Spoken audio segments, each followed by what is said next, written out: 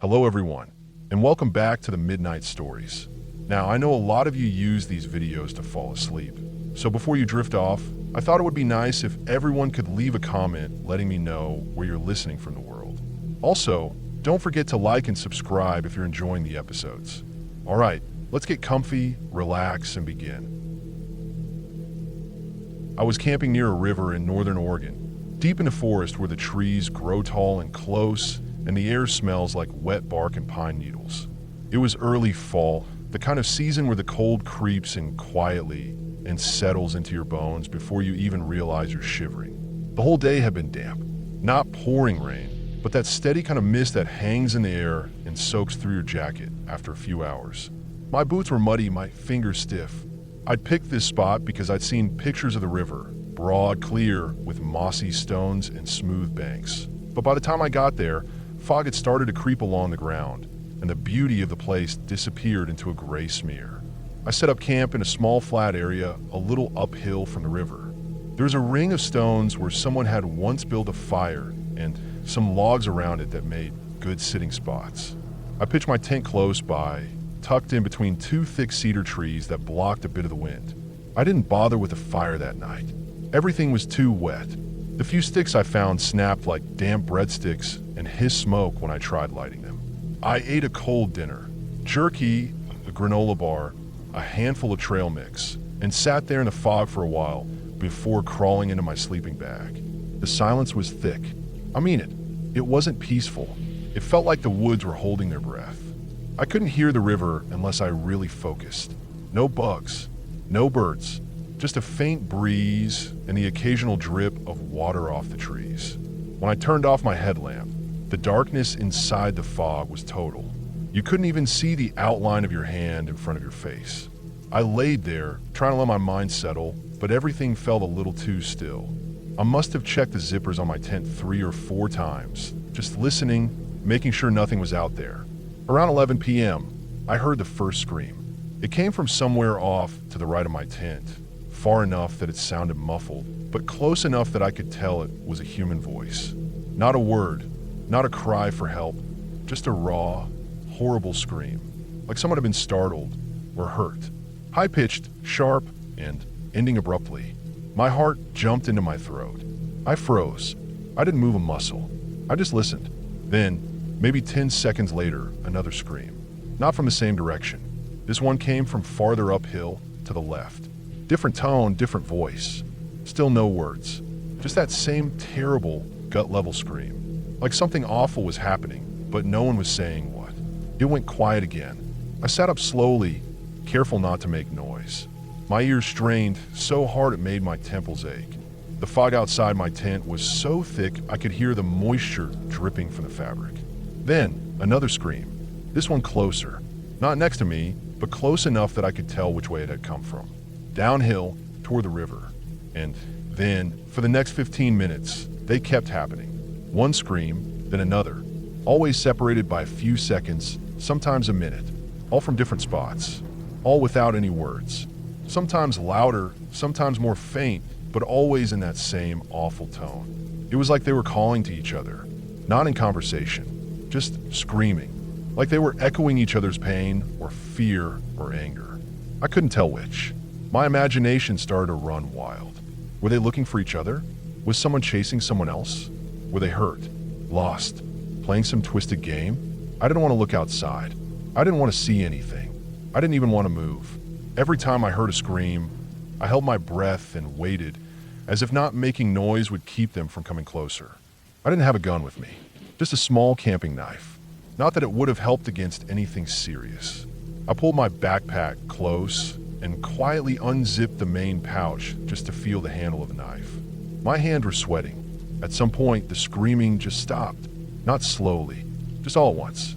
No fading, no final scream, just silence, like a switch had been flipped. I waited, maybe another hour. I laid there, eyes wide open in the dark, body stiff, listening for footsteps, breathing, twigs snapping. But nothing came, just that same thick, damp silence pressing in from all sides. I couldn't sleep. Every little sound made me flinch. A droplet on the tent wall, a gust of wind through the trees, At one point, I swear I heard something like fabric rustling outside, but it could have just been the breeze moving my rainfly. I stayed like that until the sky started to lighten. When dawn finally came, the fog was still heavy, but at least there was some pale light coming through it. I waited another 20 minutes or so, just to be sure, then unzipped my tent and stepped outside. My boots were wet cold. The air smelled like wet moss and something faintly metallic like old rust. I scanned the area around my tent. Nothing looked disturbed. My gear was untouched. No prints. No sign of anyone else having passed through. I walked carefully down toward the river, my boots squishing in the moss. The fog hung low over the water like a blanket. I followed the river upstream and then down for maybe half a mile in each direction. I looked for signs, ashes from a fire, footprints, drag marks, trash, anything. But there was nothing. The ground was soft from all the moisture, and if someone had been walking or running through here, I should have seen something. A broken branch, scuffed soil, but it was like I was the only person who had been out here in weeks. Eventually, I hiked back to camp, packed up my things quickly, and left. The whole walk back to the trailhead, I kept turning around, checking behind trees, scanning the distance. The fog stuck around most of the morning, never really clearing. I didn't see anyone on the trail. No campers. No hikers. Nothing. When I got back to my car, it was right where I left it. No other vehicles around. On the drive out, I kept thinking about the sounds I'd heard. The way they weren't random. The pattern. How they answered each other. I thought maybe it was some sort of prank, but who would come all the way out here, deep into wet forest, in the middle of a foggy night, just to scream like lunatics for 15 minutes? There were no roads nearby. No houses. No campsites within miles. I thought about maybe calling the ranger station, but what would I even say? I heard screaming, didn't see anything, and left. I didn't report it. I still think about that night sometimes, especially when I camp alone. I've done a lot of solo trips since then, but that one has stuck with me more than any other. It wasn't what I saw, because I didn't see anything. It was what I heard. The sound of people screaming into the dark with no reason. No explanation. Just those awful, raw voices cutting through the fog, and the fact that no one was ever there.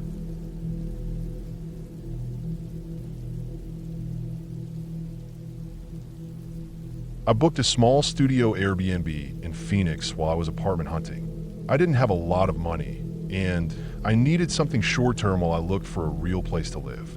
The listing looked clean and simple. White walls, a bed, a small kitchenette, a bathroom tucked to the side. The location was close to downtown, and there was self-check-in with a keypad lock. That was a plus for me.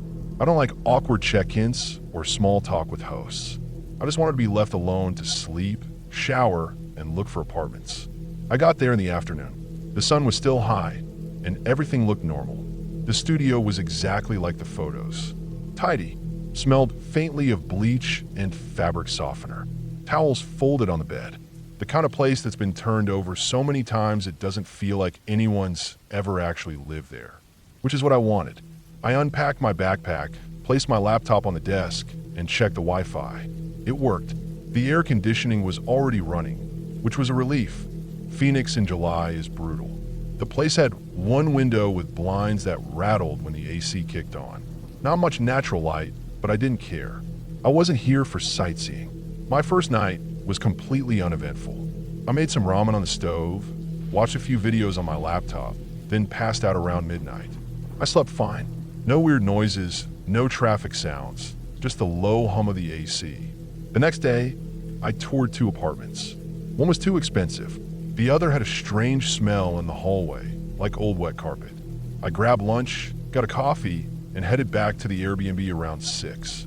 I took a quick shower and called in early night. Around 1 a.m., I woke up. I don't know why exactly.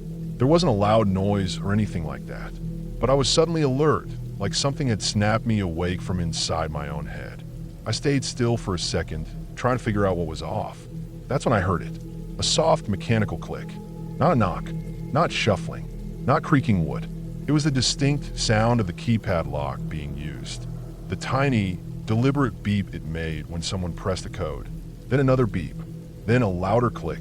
The sound of the deadbolt unlocking. I froze.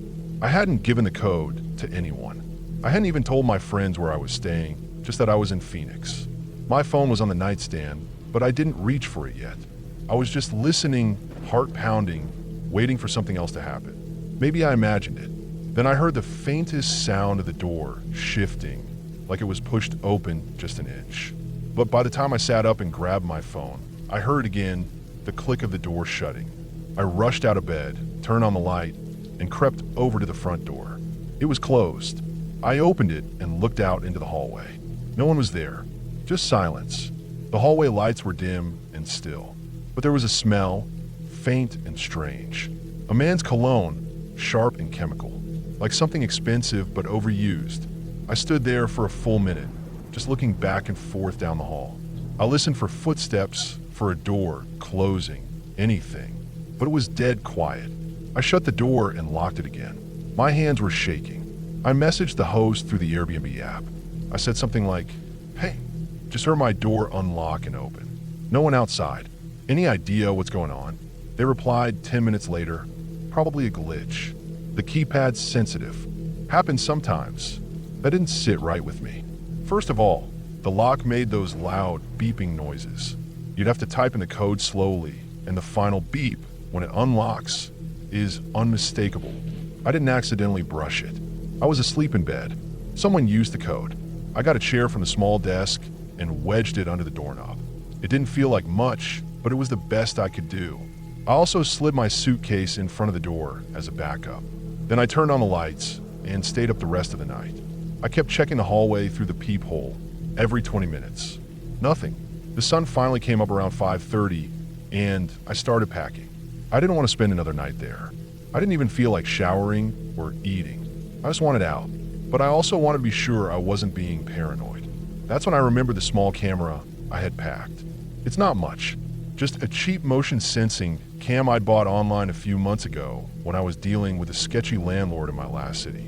It uploads footage to a cloud account when it detects movement. I brought it with me just in case. I never really thought I'd use it, but I had set it up the first night, just out of habit. I stuck it behind a small plant on the kitchenette shelf. It was pointed at the front door. I checked the footage from the night before, but it only records when it detects motion, so I couldn't see what happened at 1 a.m. Still, I had an idea. Before I left the studio, I carefully cleaned everything up, made the bed, wiped down the counters. I didn't want any reason for the host to complain. But I also took one last step. I cut a single long hair from my head and taped it across the crack between the door and the frame. Just one strand, looped loosely with clear tape. Almost invisible unless you were looking for it. If someone opened the door again, the hair would fall. Nowhere to put it back without noticing. Then I left. I walked to a nearby cafe about 2 blocks away. It had free Wi-Fi, and I ordered a coffee just so I could sit without being bothered. I logged into the camera feed from my phone and waited. About 2 hours later, a motion alert popped up. I clicked the thumbnail and watched. The host walked into the unit. Not a cleaner, not a repair guy. The host. Same guy from the profile photo. He wasn't wearing gloves or carrying tools. He walked in slowly, like he was looking for something. He didn't notice the camera. He walked over to the bed, pulled back the sheet, then opened the nightstand drawer. He looked in the bathroom, opened the under-sink cabinet, then the drawers in the kitchenette. He wasn't cleaning. He wasn't fixing anything. He was searching. I watched him stand in the middle of the room for a second, then glance toward the door, toward where the hair had been taped. Then he left. I checked the footage again to be sure. He didn't take anything, but he was definitely inside. I switched apps and took screenshots. Then I sent everything to Airbnb. My messages, the video clip, the screenshots, even a photo of the broken hair on the floor just inside the door. They refunded me by the end of the day. No long back and forth. Just a simple message that the refund was issued. But that was it. No explanation. No update. A few days later, out of curiosity, I checked the listing again. It was still up. Same photos. Same host. Still taking bookings. No mention of the lock issue. No new reviews warning people. Nothing. I reported it again. Even messaged Airbnb to follow up. They said they'd investigate internally, but that was all. I didn't stay in Airms after that. I booked a hotel for the rest of my stay in Phoenix. It cost more, but I didn't care. I just wanted a place where I could sleep without watching the door all night. where I didn't need to tape hairs across the frame to know if someone came in. I never found out what he was looking for. Maybe he does it with every guest. Maybe he thought I wouldn't notice, but I did. And now I check every lock, every door, and every camera angle, every time I stay somewhere new.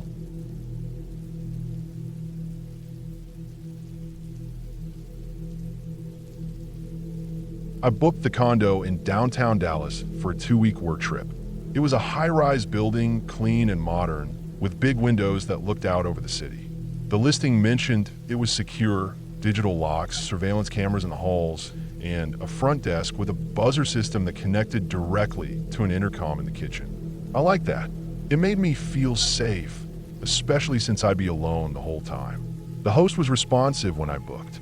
They gave me the keypad code and instructions on how to reach the unit. Everything went smoothly when I checked in. The building had a sleek lobby, a 24-hour security desk, and elevators that only worked with a key fob. The condo itself was spotless. White countertops, hardwood floors, a small balcony. It had a minimalist feel, like a hotel, but more lived in. There was even a little welcome basket with some bottled water, snacks, and a handwritten note that said, "Enjoy your stay." I unpacked and got settled quickly. My routine was pretty simple. I worked from the dining table by day and watched TV at night. I wasn't going out much, just groceries, coffee runs, the occasional walk around the block. The condo was quiet. I rarely heard neighbors or anything from the hallway. It felt private. The first strange thing happened on my second night. I was watching a show around 11:30 p.m. when I heard the intercom buzz. It wasn't loud, just a sharp metallic ring followed by a soft hum.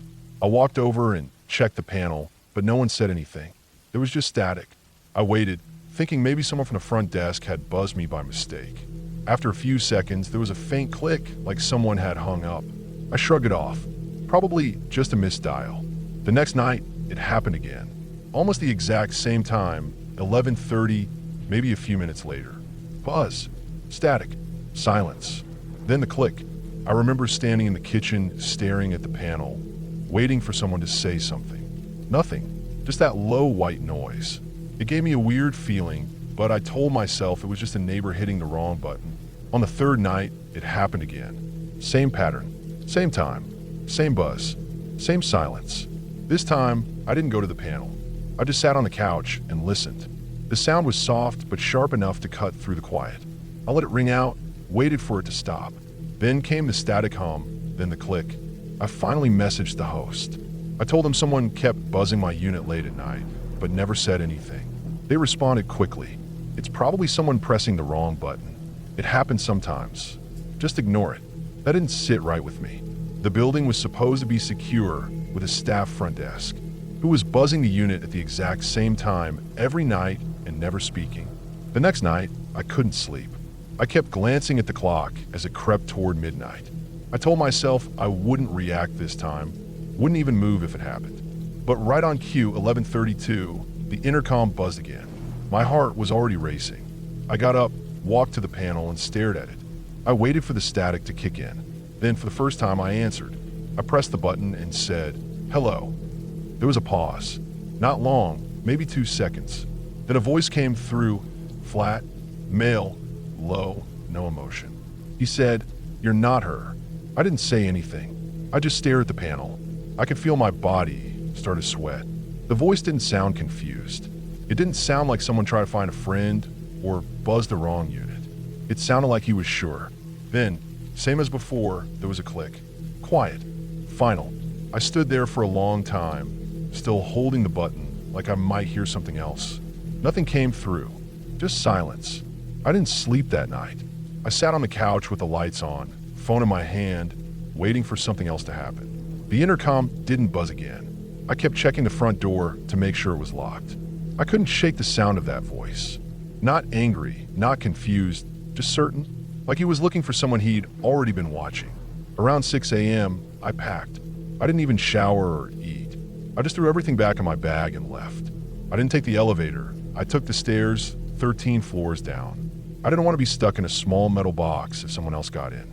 When I passed the front desk, the security guy barely looked up. I stopped and asked if they had buzzer logs, records of who had called up to the unit. He said, yeah, They keep a record, but only for entry attempts or calls placed through the front desk. The buzzer from the panel outside didn't leave a name or unit number, just a timestamp. I asked if he remembered anyone coming in around midnight. He just shrugged. Night staff changes at 10. You'd have to ask them. I didn't bother. I just wanted to get out. I flew home early. I didn't even stay the rest of the trip. The host messaged me the next day, asking if everything was okay. I didn't answer. A few days later, I went back to the listing. I don't know why. I think I wanted to see if anyone else had mentioned anything similar. At first glance, everything looked normal. 5-star reviews, clean photos, glowing comments about the view and the quiet. But as I kept scrolling, I noticed one review that looked different. It was buried between 2 5-star posts. Short, no stars selected, just text. It said, "Please tell future guests to disconnect the intercom. It keeps happening." That was it. No explanation. No response from the host. Just that sentence. I stared at it for a long time. I thought about that voice. The way he said it. "You're not her." Like he had expected someone else to answer. Or maybe she had once. I've never booked a high-rise again.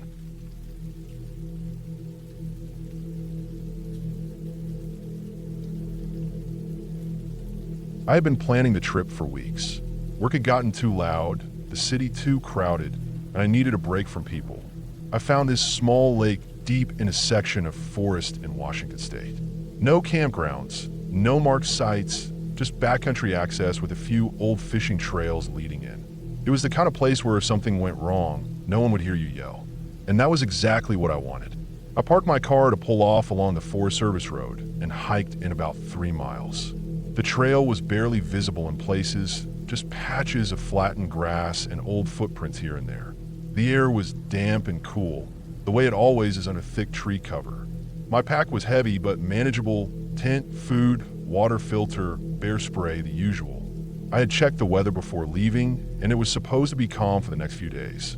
No rain, no wind, just quiet.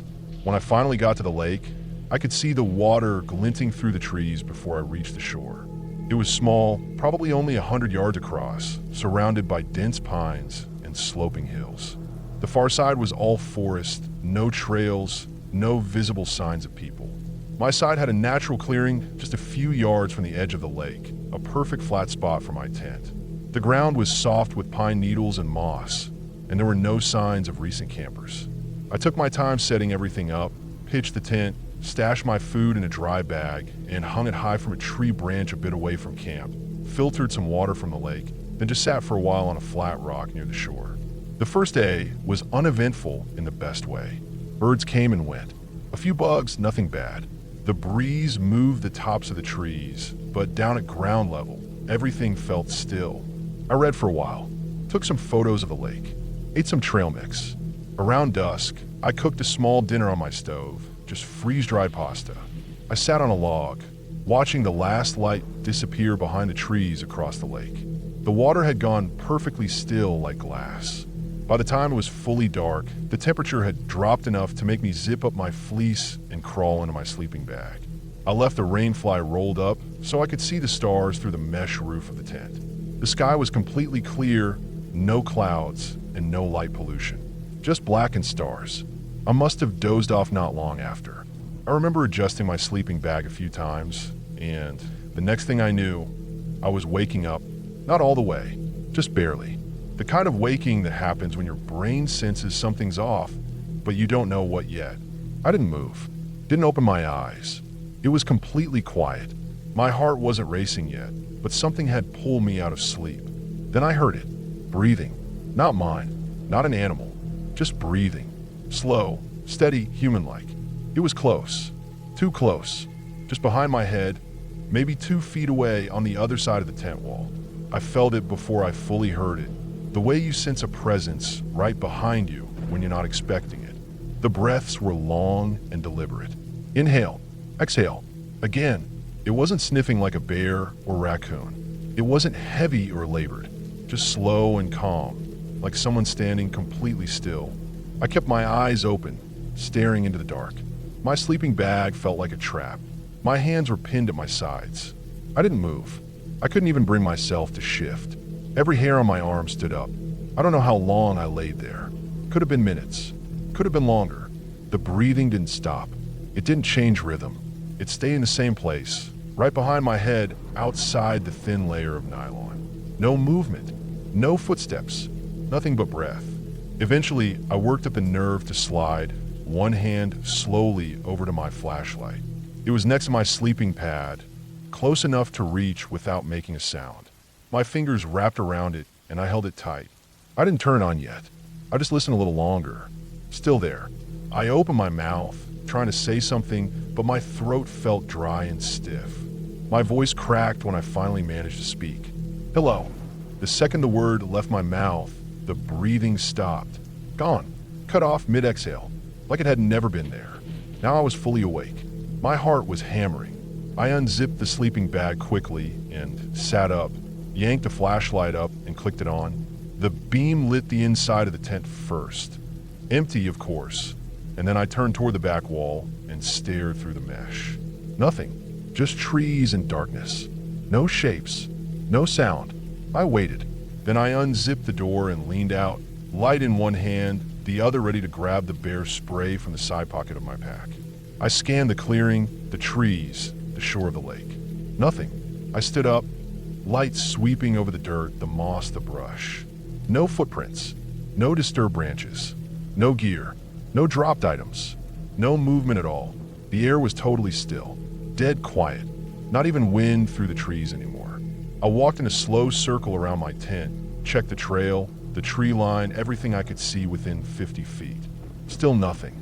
I stood there for a while just listening, waiting for something else to happen. But nothing ever did. Eventually, I sat on a rock by the lake with the flashlight on and just watched the woods. I didn't sleep again that night. When the first light started creeping in through the trees, I was already rolling up my sleeping bag. I didn't make breakfast. I didn't take time to filter water or eat.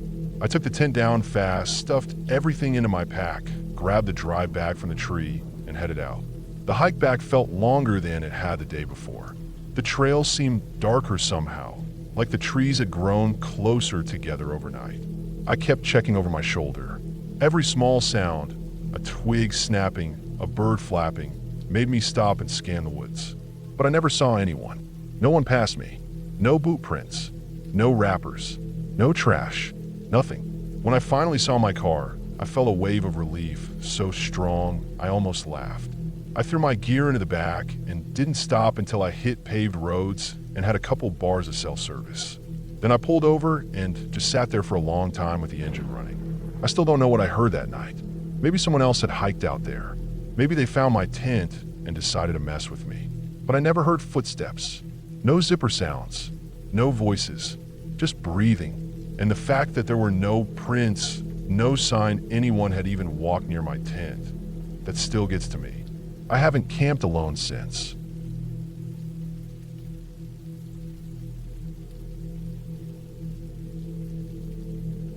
I hiked deep into the north woods of Maine, not far from the Canadian border.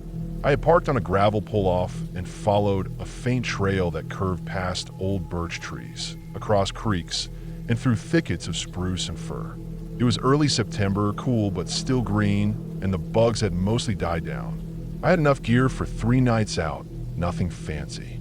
Just me, my pack, my boots, and the usual backwoods instincts. I planned to make camp near a lake I'd seen on topo maps, a place I couldn't even find a name for online. By the second day, I hadn't seen anyone. No boot tracks, no wrappers, no cut stumps. It felt like I was the only person to come through in a long time. That's part of why I stopped when I saw the tents. It was late afternoon. I'd just come over a small ridge, nothing dramatic, just a hump in the terrain, and I saw flashes of color down below, green, blue, and red nylon. Tents, 4 of them, in a wide clearing, maybe 20 yards across. The area was surprisingly well set up, flat ground, a fire ring with ashes in it, logs dragged over to sit on, cooking pots hanging from a line strung between 2 trees, food in a bare hang about 15 feet up, water bottles, a few fold-out chairs around the fire ring. There was even a neatly stacked pile of firewood against one of the trees. It looked lived in, but no one was there.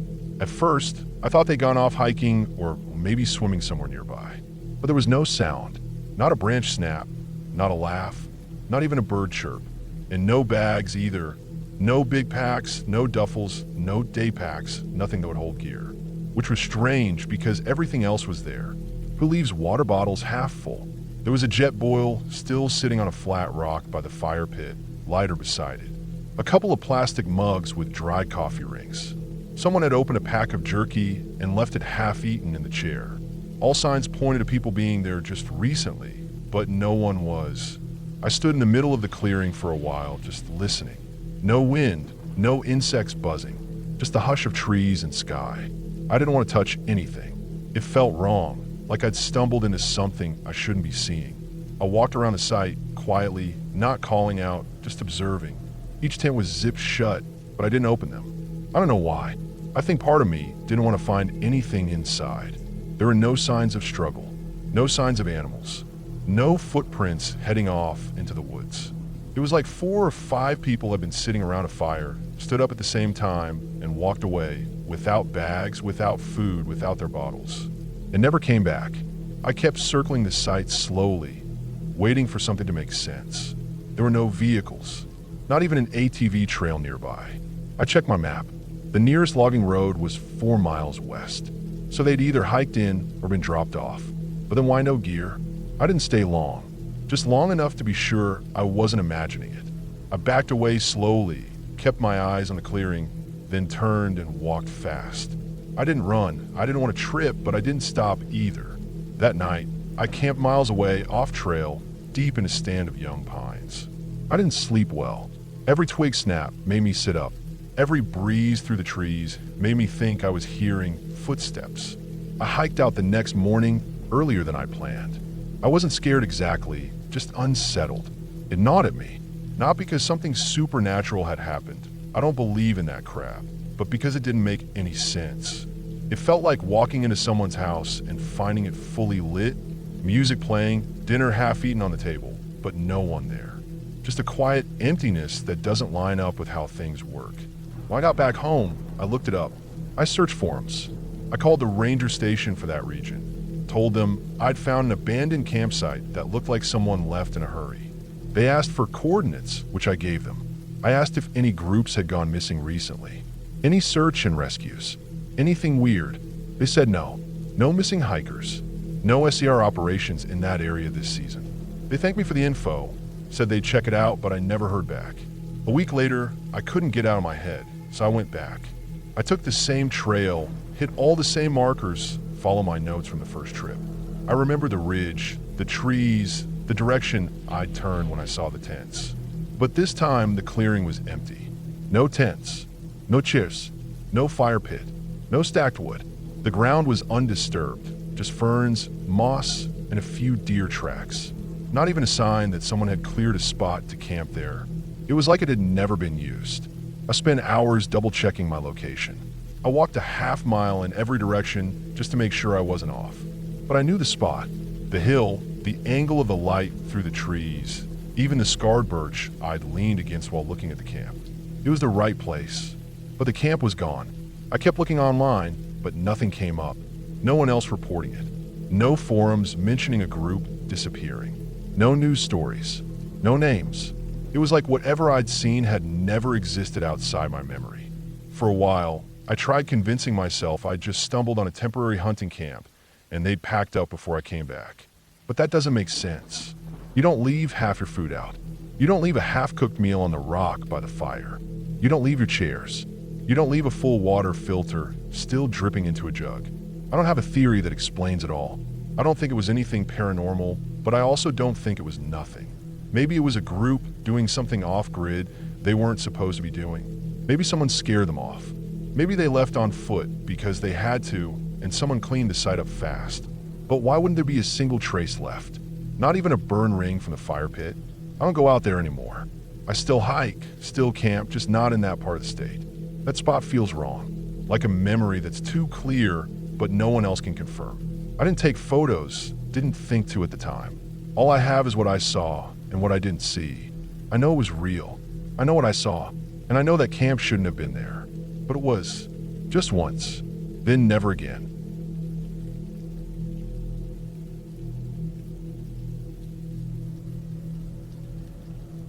I've been needing a reset. Just one night in the woods. Nothing major. No multi-day hike, no mountaintop summit. Just a quiet evening alone, off a less traveled trail in Colorado. I picked a spot I camped near once before. Nothing special, but far enough from the city and the crowds. I parked at the small trailhead around noon, and there were no other vehicles. That was part of the appeal. Quiet, empty, undisturbed. I hiked it maybe 2.5 miles.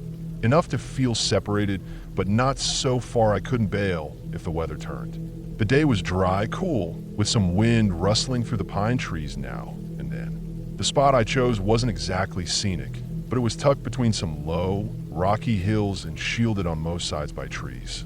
A good natural barrier from the wind. I laid out my tent on a patch of flat dirt and pine needles, gathered enough deadfall to make a small fire, and sat for a long while just listening. Birds mostly. Wind. The occasional squirrel crashing dramatically through branches. I cooked this simple dinner, boiled rice and some rehydrated beans. Not fancy, but warm. I watched the sun drop below the ridge around 7:30, and the air got cold fast. I put on my heavier jacket and sat by the fire as the woods around me fell into darkness. I had a decent headlamp and a backup flashlight, but I didn't like using them much. I preferred the firelight, that soft orange glow that makes the edges of the forest flicker. I don't know what time it was when I noticed the other fire. Maybe 8:30 or 9. I stood up to stretch and walked a short ways from my fire to pee, and when I turned around, I caught a faint orange light between the trees, just over a small rise to the east. At first, I thought maybe it was the moon low on the horizon, but it was flickering. Definitely a fire. Small, steady. Someone else was out there. That fire hadn't been there earlier. I was sure of it. From where I stood, I could see a decent stretch of the landscape, and I would have noticed another glow, especially in this kind of dark. My first thought was just another camper. Maybe someone came in late, but I hadn't seen another soul all day. No other hikers, no dogs, no footprints of the trailhead, no cars. Nothing. Still, the woods are big. It wasn't impossible someone bushwhacked in from another direction. I stared at that glow for a while, just trying to get a read on it. It didn't flicker high like a big bonfire, more like a small, controlled flame, almost too steady. Then I saw movement, a figure dark against the trees, walking slowly away from the fire, toward me. I froze, just stood there, backlit by my own fire, eyes locked on that shape. I couldn't make out much, just a vague outline, broad shoulders, slow steps, arms hanging at their sides. They were far off, maybe half a mile, maybe more, but walking deliberately in my direction. I turned off my headlamp and crouched. My fire still burned behind me, but I let my eyes adjust. I grabbed my flashlight and kept it in my hand without turning it on. The person moved behind a cluster of trees and stopped. I waited. A minute passed. 2. Then I saw them again, moving, but this time they took a different route. Lower, circling behind some brush. It wasn't a straight path. It was like they were avoiding open space, trying not to be seen. That set something off in my chest. That tight, slow burn fear. Not panic, not yet, but the start of something that wouldn't go away. I stood up and stoked my fire, poking at the wood until the flames got higher and brighter.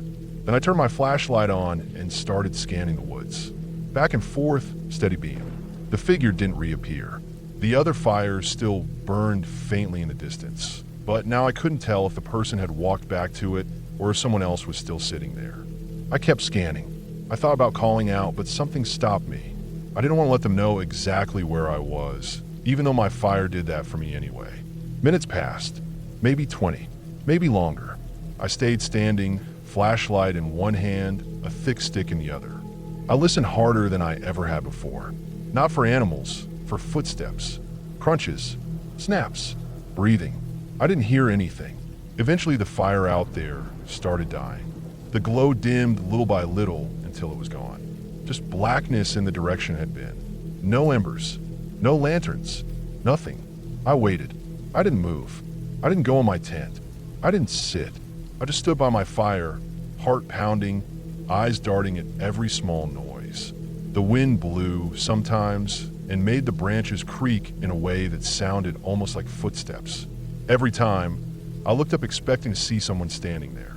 I remember checking my watch at one point. It was 1:47 a.m. That was the last time I looked. After that, the night stopped feeling like time was moving at all. It just dragged. I never saw the figure again. No more fires. No more movement. But I didn't sleep. Not for a second. My fire burned low, around 3 or so. I threw more on it when I needed to, just to keep the space lit. I didn't care about conserving wood. I just needed it to stay bright. The worst part was imagining what they were doing. Were they watching me from the trees? Waiting for me to sleep? Was it just some weirdo wandering through the woods and stumbled on my camp? Was a hunter? A drifter? Someone hiding something? It doesn't take much to lose your grip out there. In that silence, with nothing but your own heartbeat and the crackle of flames. Every sound becomes something to decode. Every shadow turns suspect. Finally, around 5 in the morning, the sky started to shift. Barely. A little gray bleeding into the black above the trees. That was enough. I packed up as fast as I could. Tent down, sleeping bag stuffed, stove cold, everything shoved into my pack haphazardly. I didn't eat. I didn't drink. I just got out. I hiked fast, headlamp on, eyes over my shoulder every few seconds. The trail felt different in the early morning light, like the woods were watching me go.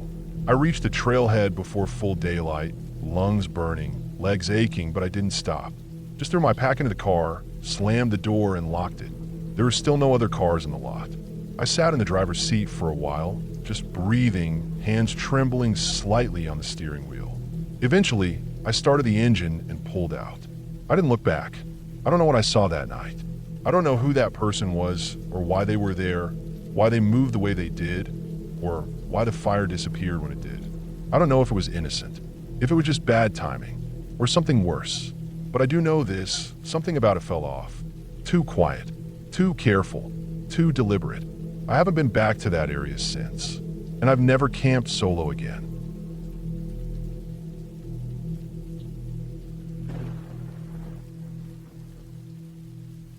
I booked a 2-bedroom guest house in Ohio for 5 nights while visiting some family and checking out properties nearby.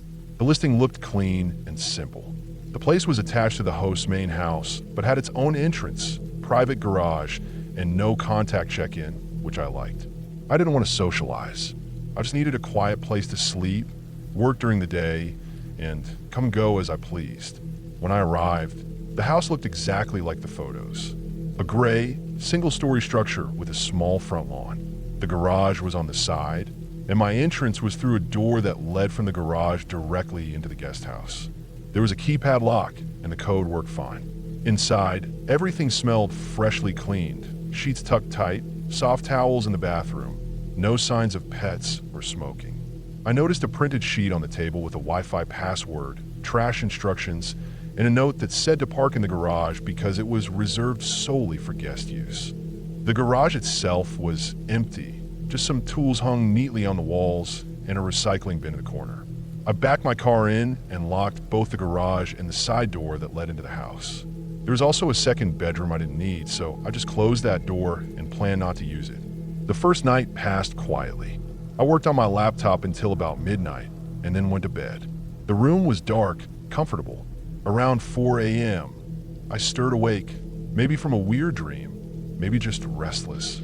That's when I heard the low rumble of the garage door opening. At first, I didn't react. I was half asleep, and it took a few seconds for my brain to even recognize the sound. I sat up and listened. It stopped, like the door had reached the top. I figured maybe the host had opened it from their side for some reason. Still, it made no sense. The garage was supposed to be mine. It was specifically stated in the listing. I got up and walked through the living room, then slowly opened the interior door that led into the garage. It was dark, so I hit the switch. The overhead light flickered on. Empty. No car. No tools moved. Nothing out of place. But the garage door was now shut. I hadn't heard it close. I checked the side door, the one that led from the garage into the guest unit. It was unlocked. I was positive I had locked it when I got in that night. I remembered because the keypad outside had given me trouble and I double-checked out of habit. But now it was open, not just unlatched, fully turned and unlocked. I locked it again, this time twisting the deadbolt, and went back to bed. My mind tried to come up with some explanation. Maybe it hadn't latched all the way. Maybe I didn't twist it hard enough. I didn't want to overthink it. I needed sleep. The next day, I bought a cheap bottle of water at the gas station, drank it, and kept the bottle. That night, I placed a wooden chair under the doorknob of the garage entry door and balanced the empty bottle on top of the knob. It was crude, but I figured if someone tried to open the door again, the bottle would fall and make noise. I also pulled the door tight, locked it, and twisted the deadbolt. Then I tested the setup. Slightly touching the knob made the bottle rattle. Satisfied, I went to bed. At 3:40 a.m., I woke up to that sound again, the slow, grinding clunk of the garage door opening. I felt a rush of heat run through my chest. I sat up fast, eyes wide open now. I listened carefully, barely breathing. The sound stopped. I jumped out of bed and rushed toward the garage door inside the house. I paused right before touching the knob. The bottle was still there, still perfectly upright, but I noticed something. The knob had shifted ever so slightly. It was turned just enough that I could see it wasn't in the exact same position I'd left it. Not fully turned, but like someone had tested it. Just enough to disturb the grip of the chair beneath, but not enough to drop the bottle. I opened the door quickly and flicked on the light. The garage was empty again, completely quiet. I scanned the floor for footprints or signs of anyone. Nothing. The garage door was down, like it had shut itself. That night, I barely slept. The next morning, I drove to a nearby electronics store and bought a cheap motion detecting camera. It was meant for baby monitoring or small room security, but it had night vision and could record onto an SD card. I set it up in the garage on the shelf above the recycling bin and angled it to cover the entire garage floor and the entrance door. On my final night, I locked up again. Door bolted, chair into the knob, bottle in place. I even left my bedroom door half open so I could hear better. I lay awake in bed, scrolling through my phone, but mostly listening. At exactly 3:42 a.m., the garage door opened again. This time I didn't move. I didn't even breathe. I just lay there, eyes wide, listening for every sound. After about 20 seconds, I heard the faintest creak from the other side of the interior garage door, like someone had lightly tested the handle. No bottle drop. Then silence. I waited another 10 minutes, then got up, camera in hand. I didn't touch the door. I didn't want to scare whoever it was. I just turned off all the lights, grabbed my keys and laptop, and sat on the couch until the sun came up. As soon as it was bright enough, I checked the camera. I scrolled through the footage from the night, and there it was. At 3:42 a.m., the garage door opened halfway, then stopped. A figure stepped underneath. A teenage boy, tall, skinny, wearing a black hoodie and sweatpants. His hood was up, but I could see part of his face when he turned slightly. Pale skin, light-colored hair. He walked in like he knew exactly where he was going. He went up to the door and tested the handle. When it didn't budge, he stood there for maybe 10 seconds, then turned around and walked back out. The door closed behind him. He hadn't looked confused. He hadn't looked lost. He looked like someone who had done it before. I saved the footage to my phone. I thought about confronting the host, but I didn't want to deal with excuses or lies in person. Instead, I packed everything up by 6 a.m., locked the garage, and left. I sat at a diner nearby and messaged the host through the Airbnb app, asking directly, "Do you know who this person is? Someone keeps opening the garage at night." They responded almost immediately. "That's just our son. He's harmless." That was it. No apology. No explanation. Nothing about how this was never mentioned in the listing. No acknowledgement that I had a right to know someone was accessing my private area at night. I was furious. I wrote a detailed review. I explained the events in order, mentioned the video, stated that the garage wasn't private, that a teenage boy had come in multiple times without warning, and that the host admitted to knowing about it. Within an hour, the review disappeared from the listing. When I checked again, the host still had their Superhost badge. Dozens of glowing reviews. No mention of anything I'd experienced. It was like my warning had never existed. I still have the footage on my phone. I never posted it. I didn't go public with it. But that whole experience changed the way I book places. I don't stay in ghost houses anymore, especially not ones connected to someone's home. I look for standalone properties only. I bring a camera with me, and I always check every door twice. Because even if you follow the rules, Even if the listing looks perfect, there's no way to know who else has access or who might be watching while you sleep.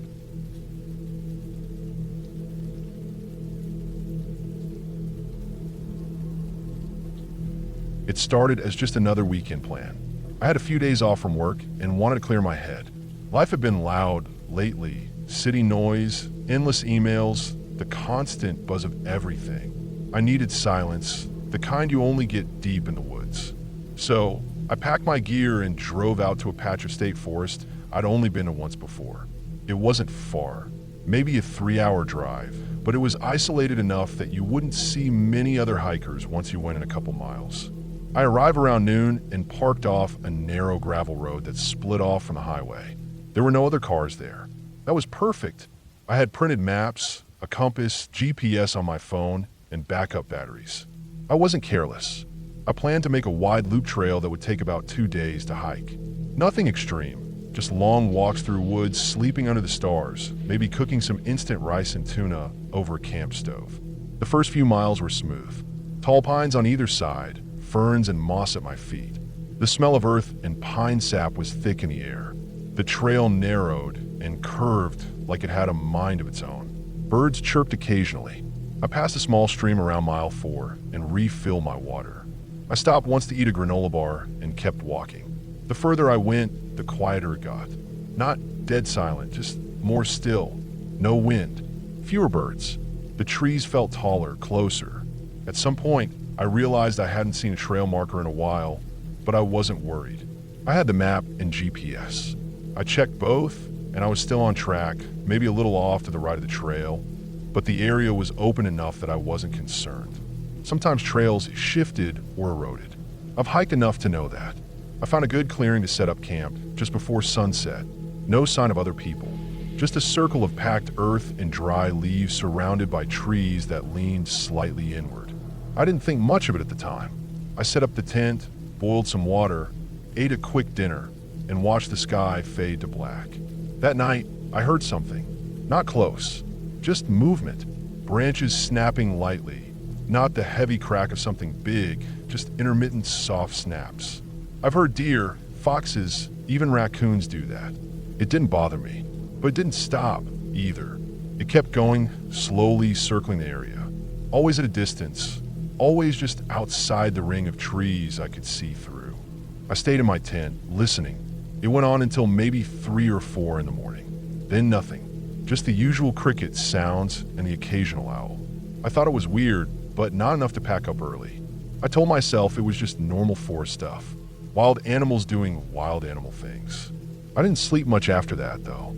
Next morning, I made coffee and broke camp. I got moving early and tried to follow the map again.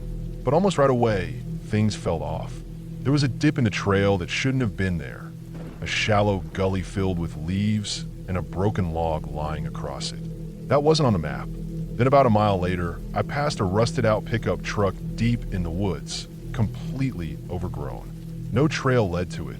It had moss on the hood, ivy through the cab, flat tires sunken into the soil. That definitely wasn't on any trail guide. I marked the spot mentally, figuring I could check again on the map later. I moved on. The trees started changing. At first, it was gradual, less pine, more oak and underbrush. But then it got denser. The trail narrowed, then disappeared entirely. I checked my phone. GPS was jumping. My location bounced around, sometimes 10 feet off, sometimes 200. I waited, hoping it would correct, but it didn't. I kept walking in what I thought was the right direction. The forest didn't look familiar anymore. It was thicker, darker, and there was a weird sameness to it, like someone copied and pasted the same trees every few feet. The light barely got through. I stopped and turned slowly in a circle. Nothing around me stood out. No landmarks, no distant hills, no streams or clearings. Just more trees, packed tight, stretching in every direction. I decided to backtrack to the truck. At least I knew where that was. But after 10 minutes of walking, I didn't see it. No gully, no rusted metal, no sign I had ever passed it. I turned again. Everything looked the same. The air felt heavy. I started sweating even though it wasn't hot. I forced myself to stay calm. I took out my compass and tried to find true north. It spun for a second, then steadied. I picked a direction and walked slowly, marking trees with a blade as I passed. Every 30 steps, I scratched a small notch into the bark at eye level. After maybe an hour of steady walking, I stopped for water. My mouth was dry and my legs were starting to ache. I looked around and tried to find my notches.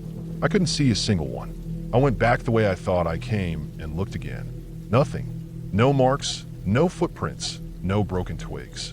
It was like the woods swallowed every sign I had passed through. I stood still, heart pounding in my chest. This wasn't just getting turned around. This felt wrong. I'd hiked off trail before. You always leave some trace. I started walking again, faster now, less careful. Every so often I'd stop and shout, just in case someone was out there. But no answer came, just trees, and that growing feeling in my stomach that something was watching me. Late afternoon, I found a tree stand. It was old and wooden, nail high up on the side of tall birch. The wood was gray and splintered. I climbed up, hoping to get a view.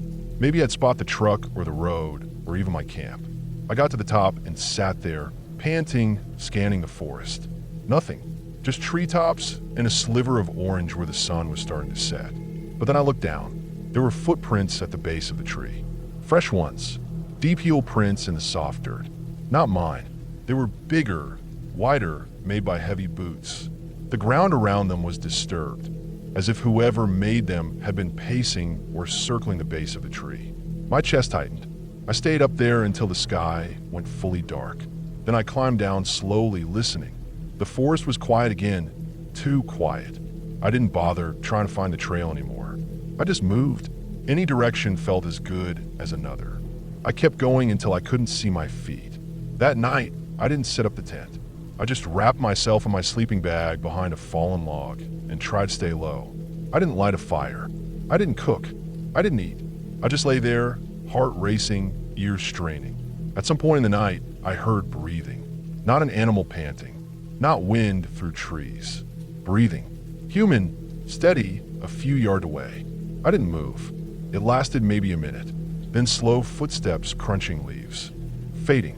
Then gone. I stayed awake until dawn. By morning, I had a plan. I'd keep going until I found water, then follow it. Streams lead to rivers. Rivers lead to roads. That's what I told myself. I found water an hour later. A narrow creek running cold and fast. I followed it, slipping on rocks, brushing aside branches. I was scratched all over and exhausted. But I kept moving, kept looking for any sign of people. Around noon, I saw something. A tarp, faded blue, tied between trees. I almost cried. I ran toward it, but no one was there. Just a makeshift camp, a rotting sleeping bag, an empty food can, a small pile of stones arranged in a circle. On one of the trees, scratched into the bark, were the words, "Stay moving." There were no bags, no tools, no name, no ID. Just a sense that someone had been here and left in a hurry. I moved on. Later that day, I found a fence. It was metal, rusted, with barbed wire on top. It stretched in both directions as far as I could see. Beyond it, the forest thinned out into flat, empty land. I followed the fence for hours, hoping for a gate or a hole. Eventually, I found a section where a tree had fallen against it, bending the top wires low. I climbed over carefully, tearing my sleeve in the process. The forest ended about 100 yards beyond. There was a gravel road, empty, but it was something. I waited until sunset. No cars, so I started walking. After maybe 6 miles, I saw a house.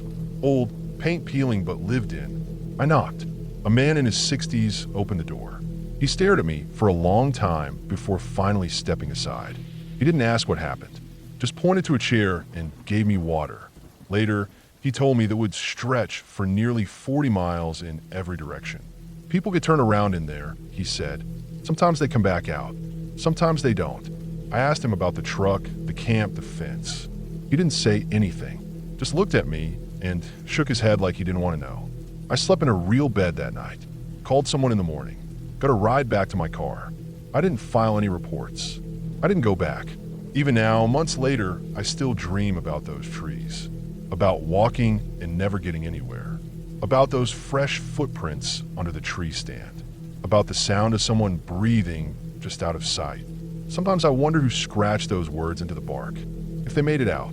But mostly, I wonder how close I was to becoming just another one of the missing.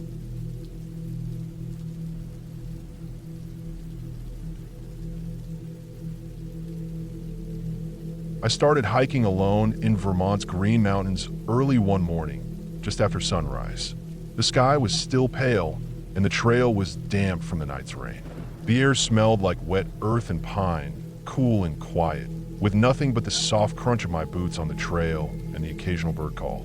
I've been planning the trip for weeks. Just a 2-day hike through one of the quieter sections of the forest. No real destination, just walking, camping, and clearing my head. I hadn't seen another person since I left the small parking area at the trailhead hours earlier. It was around mid-morning when I noticed him. A man, maybe in his 40s, wearing a bright orange hunting cap. He was a good distance behind me, maybe 100 yards or so. At first, I didn't think much of it. It's not uncommon to see hunters or hikers out here. I figured he'd pass me eventually, or maybe veer off on another trail. But he didn't pass me. He didn't fall behind, either. No matter how fast or slow I walked, he stayed the same distance behind me. I'd speed up for 10, 15 minutes, then slow down, stop to drink water, even pause to check the map. Every time I looked back, he was there, not moving closer, not falling back, just there. Something about the way he moved unsettled me. He wasn't carrying anything, no pack, no walking stick, no water bottle. Just a dark coat, jeans, and that orange cap. That stood out the most. It was too bright, almost jarring against the greens and browns of the woods. I remember thinking it was probably a hunter's hat, which made sense at first, but the longer he followed me, the less sense anything made. Around noon, I reached a fork in the trail. The left path curved along a ridge. The right one dipped into a narrow valley and eventually looped back. I chose the ridge, hoping the higher ground would let me keep better sight behind me. For a while, I didn't look back. I didn't want to see him again. I told myself I was imagining it, that maybe he was just hiking the same trail. But when I stopped at a small overlook to tie my boot, I snuck a glance back. There he was, standing still in the middle of the trail, maybe 50 yards back now, closer than before. He wasn't adjusting anything, wasn't pretending to be interested in the view. He was just staring directly at me, not moving. His face was blank, but his eyes were locked on me, like he didn't care if I saw him staring. My stomach dropped. I didn't wait. I grabbed my pack and started walking fast, then faster. My heart was pounding. I didn't want to run. Not yet, but every instinct told me I should get away. I kept thinking maybe he was just weird. Maybe he didn't realize how creepy he was being. Maybe it was just some guy who didn't like people and wanted space. But then why hadn't he taken a different trail? Why hadn't he passed me? I left the main trail, took a narrow game path that barely looked walked. I followed it through thick underbrush, across a shallow creek, then up a steep, rocky hill. I didn't care where I was going, just that I was getting away. I moved fast and quiet, listening for sound behind me. I stopped often, hiding behind trees or boulders, trying to hear if he was still following. But I heard nothing.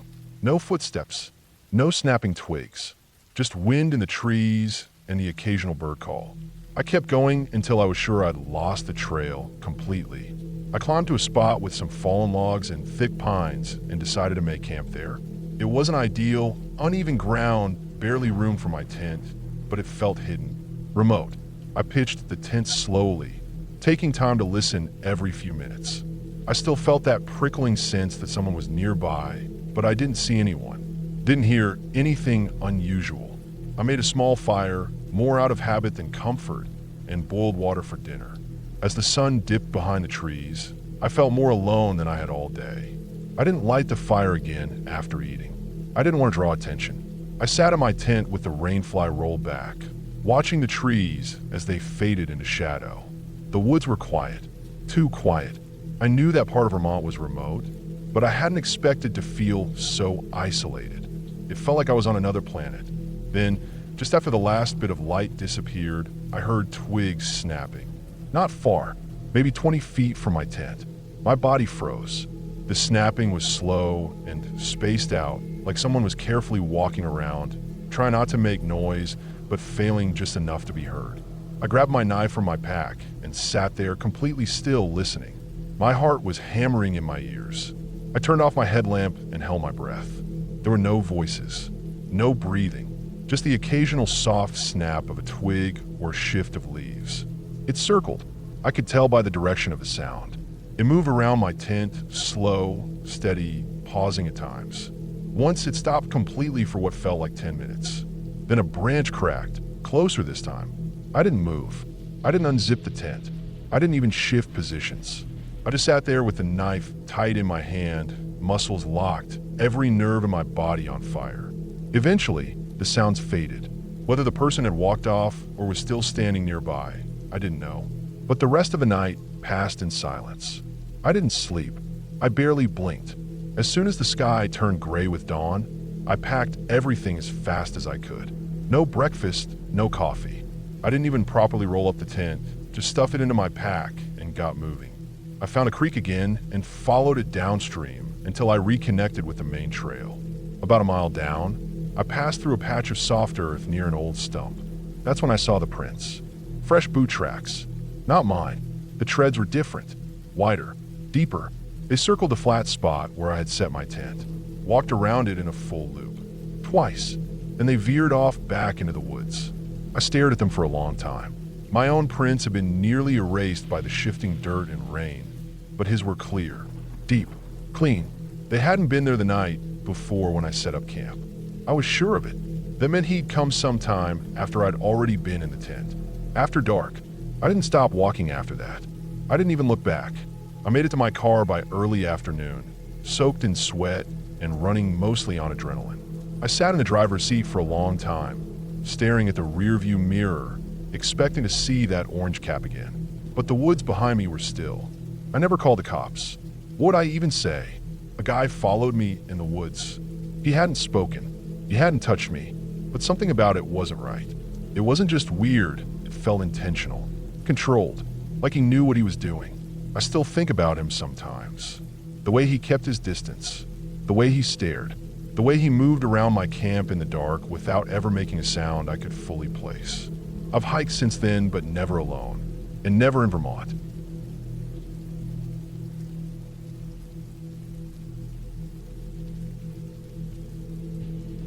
I had a few days off work and wanted to get away from everything. No phone, no noise, no people. I'd been to the Adirondacks a few times before, but always stuck to the popular trails. This time I wanted something quieter. I parked my car at a small, unmarked pull-off off one of the side roads and grabbed my pack. I found the trail on an old hiking forum. Someone mentioned it years ago, said it was barely used, but still passable if you didn't mind overgrown brush. The trail started easy enough. Narrow, but clear. A little muddy in places, but nothing too bad. The trees were dense and tall, mostly pine and fir, and the ground was soft with old needles. I moved slow, enjoying the quiet. I didn't see a single person all morning. No hikers, no campers, nothing. That was what I wanted. Around noon, I stopped to eat. I sat on a flat rock, pulled out a sandwich, and listened. There wasn't much sound, just a few birds and the breeze through the trees. It was peaceful, the kind of silence you don't really get unless you're far out. After lunch, I kept going. The trail got rougher. It narrowed and dipped into a shallow ravine, then climbed again. I had to push through some thick brush, branches snapping underfoot. Somewhere along that stretch, I started to get the feeling I wasn't alone. At first, I thought it was just my imagination, but then I noticed something that made me stop. Every time I took a step, I heard another one behind me, just barely delayed. I stopped. The sound stopped. I walked again. The sound followed. It was an echo. I've hiked enough to know what my own steps sound like on different terrain. This was different, deliberate. I glanced back more than once, expecting to see someone. Nothing, just trees. A few broken branches from where I'd come through, but no one there. I kept walking, slower now. Every few minutes, I'd stop and listen. It was the same every time. When I stopped, the steps stopped. When I walked, they walked. After a while, it got into my head. I told myself it could be an animal, maybe a deer pacing me off the trail. But it didn't feel like that. It felt like someone was matching me, deliberately staying out of sight, staying just far enough behind. The light started to shift, that late afternoon orange tone sliding through the trees. I decided to turn back. I didn't want to get caught out there after dark, especially with how rough the trail was getting. As I made my way back, the footsteps didn't stop. They followed.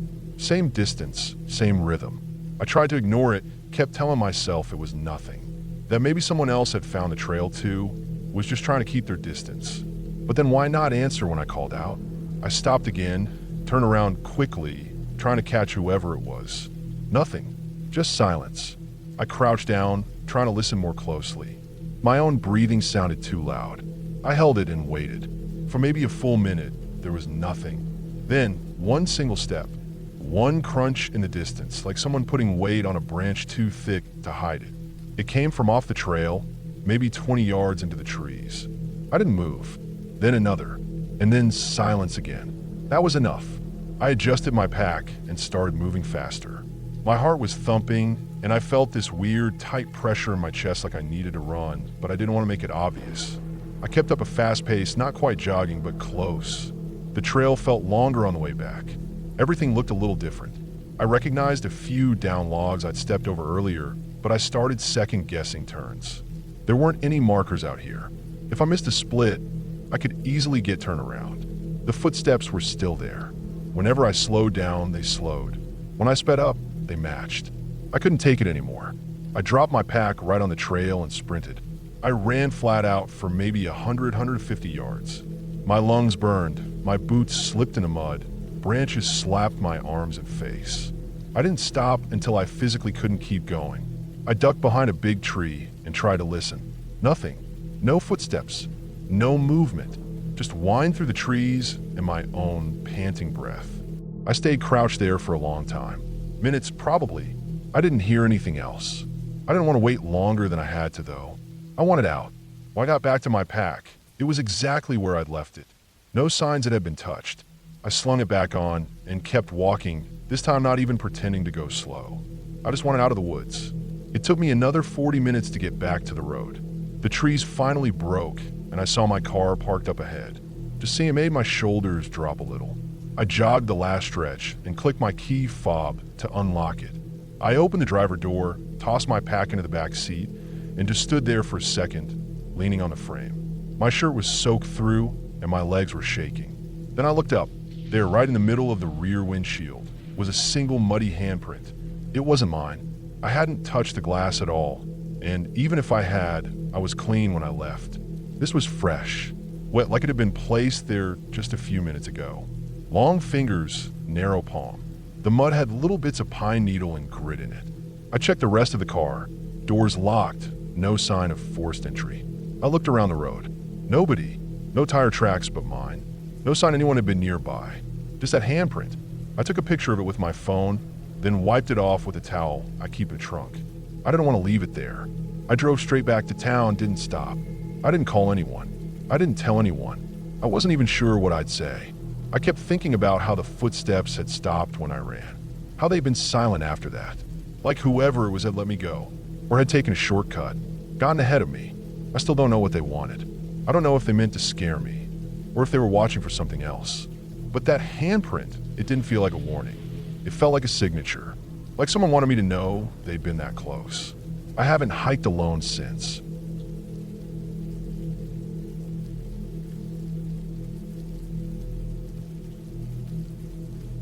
I've hiked the Laurel Bluff Loop in Tennessee more times than I can count.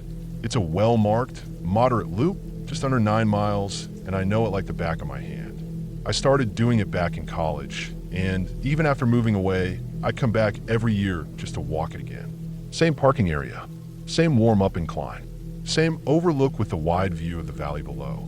That morning was quiet, a little overcast, but warm enough to just wear a flannel over my shirt. I had a small day pack with water, snacks, a knife, and a map I never really looked at. I didn't even think to download an offline GPS because it never felt necessary. There was always enough signal, and the path was clear as day. The first mile or so was completely normal. Same routes jutting from the ground in the same spots I remembered. The first wooden bridge over the creek looked freshly repaired, but otherwise familiar. I passed a clearing where a big pine had fallen years ago, and I remember thinking how it had decayed more since the last time. It was comforting, like catching up with an old friend. But around mile 3, something felt off. I walked past a section where I expected to see a group of 3 large boulders stacked oddly near a bend. But there were no boulders, just flat ground like nothing had ever been there. I stopped, looked around, turned back a few feet, then forward again. I was sure I hadn't missed a turn, but still it nagged at me. Further ahead, I should have hit a wide overlook with a big flat rock where I always sat and had a snack. But the trail just kept going through dense trees. No break in the canopy, no view. Just more brush and more trail. I stopped again, pulled out the map. According to my pace and the landmarks I did pass, I should have been right at the overlook, but it just wasn't there. At that point, I figured I'd misremembered things, or that maybe a storm had changed the layout somehow, washed out a slope or something. I kept walking, slower now, paying more attention. But the weirdness only deepened. About 15 minutes later, I came to a fork.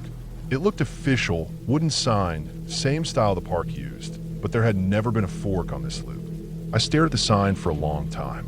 It even had the name of the loop on it, carved into the wood. But the arrow was pointing left, the opposite direction from what I knew. I stood there trying to make sense of it. I pulled out the map again and traced my finger along the trail. There was no fork like this. Not anywhere. That's when I started getting nervous. Not scared. Not yet, but unsettled in a way I couldn't shake. I turned around and started back the way I came. I figured maybe I had wandered off onto a side trail without realizing it. Maybe missed a turn. The idea felt stupid. I knew this loop better than any other trail I'd ever hiked, but it was the only explanation that made sense. Except when I walked back the way I came, things didn't line up. The fork I had just left behind didn't show up again. The trees were dense, unbroken. I slowed to a stop and checked the underbrush. There was no sign of a split, just solid forest. Like the trail behind me had sealed itself up. That was when fear really started to set in. I kept walking anyway. I figured I must have somehow gotten turned around. Maybe I doubled back and was now headed forward again. I try not to panic, but every time I thought I'd see something I recognized, I didn't. I saw logs across the path that had never been there before. The terrain was uneven where it used to be flat, and I didn't hear the highway hum you normally get near the trailhead, not even in the distance. I kept checking my watch, trying to gauge how far I'd gone.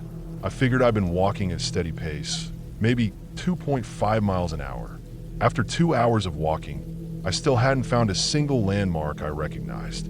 Just trees, no trail signs, no painted markers on trees like the loop usually had every half mile or so. Even the birds were quiet. Eventually I sat down on a rock and let myself panic for a minute. I didn't cry or anything, but I felt that hot, sharp edge of fear pushing in. I had water and a couple granola bars, but no signal. I checked my phone, just the spinning wheel, searching. I waved it above my head, turned in circles, tried every trick I knew. Nothing. I didn't want to leave the trail. As confusing as it had become, bushwhacking through unknown forest was riskier. So I kept moving in the same direction, hoping something would break through the monotony. It was probably another 30 or 40 minutes when I noticed the trail starting to slope downward in a way that felt familiar. The trees thinned just a bit. I saw a small stream cutting across the path, the kind I remembered crossing on a wooden footbridge earlier. Except there was no bridge here, just stones and wet mud. Still, it felt like the right area. I kept walking, and maybe 10 minutes later, I saw something that nearly made me drop to my knees. A red trail marker nailed to a tree. The same kind they used on the Laurel Bluff Loop. Then another 50 feet ahead, and then I saw the real trail. The wide, well-trod path, worn by years of hikers. It looked like a highway compared to the narrow, overgrown track I had been on. I stepped onto it like I was stepping into sunlight. My legs were shaking. I walked fast, almost jogging, for nearly half a mile until I saw a couple coming from the opposite direction. I didn't stop them. I wanted to, but I couldn't even figure out what I would say. So I just kept walking, pushing until I hit the trailhead. My car was there. A few others were too. Same gravel lot. Same faded brown kiosk with a map nailed under plastic. I stood there for a while, drinking the rest of my water, staring at the loop outline on the map. It hadn't changed. There was no fork, no extra segment, nothing to suggest what I'd seen. Eventually, I went into the ranger station. I didn't file a report or anything. I just told the guy at the desk that I got lost off trail, ended up somewhere weird before finding my way back. He looked at me for a second, then shrugged and said, "You went too deep. Happens sometimes." That was it, like it was common knowledge. I nodded, thanked him, and left. I've thought about that hike a lot since then. I've tried to write it off as confusion, bad memory, maybe even temporary disorientation from dehydration or low blood sugar. But I've done that trail in every season, in every condition. I knew it. I know I didn't just make a wrong turn. Something about that section of forest doesn't follow the same rules. I wasn't hallucinating, and I wasn't lost in the normal sense. I went somewhere that looked like the trail, but wasn't. I haven't been back since. I still hike, different places, always with a GPS now, but not that loop. Not again. I don't think I could even find that fork if I tried. And part of me wonders what would have happened if I kept going past it. If I hadn't turned around, maybe the trail would have vanished for good. Maybe I would have.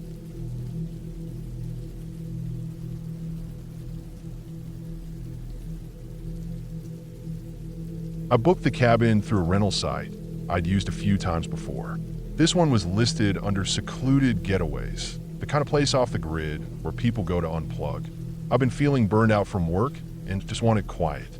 No emails, no calls, no noise. The listing said it was in rural Arkansas, 3 hours from the nearest town. No neighbors for miles. A single-room cabin with rustic charm and total privacy. The picture showed a basic wooden structure surrounded by pine trees. No frills, just the bare necessities, perfect for what I needed. The directions they sent weren't detailed. More like a set of loose steps. Turn here, follow that dirt road. Look for a faded red mailbox. I figured I'd manage with GPS, but after a certain point, I lost signal. The paved road turned to gravel, and the gravel to dirt, and eventually it was just 2 tire tracks through the woods. I kept going. It had taken me too long to find this place, and I wasn't about to turn around now.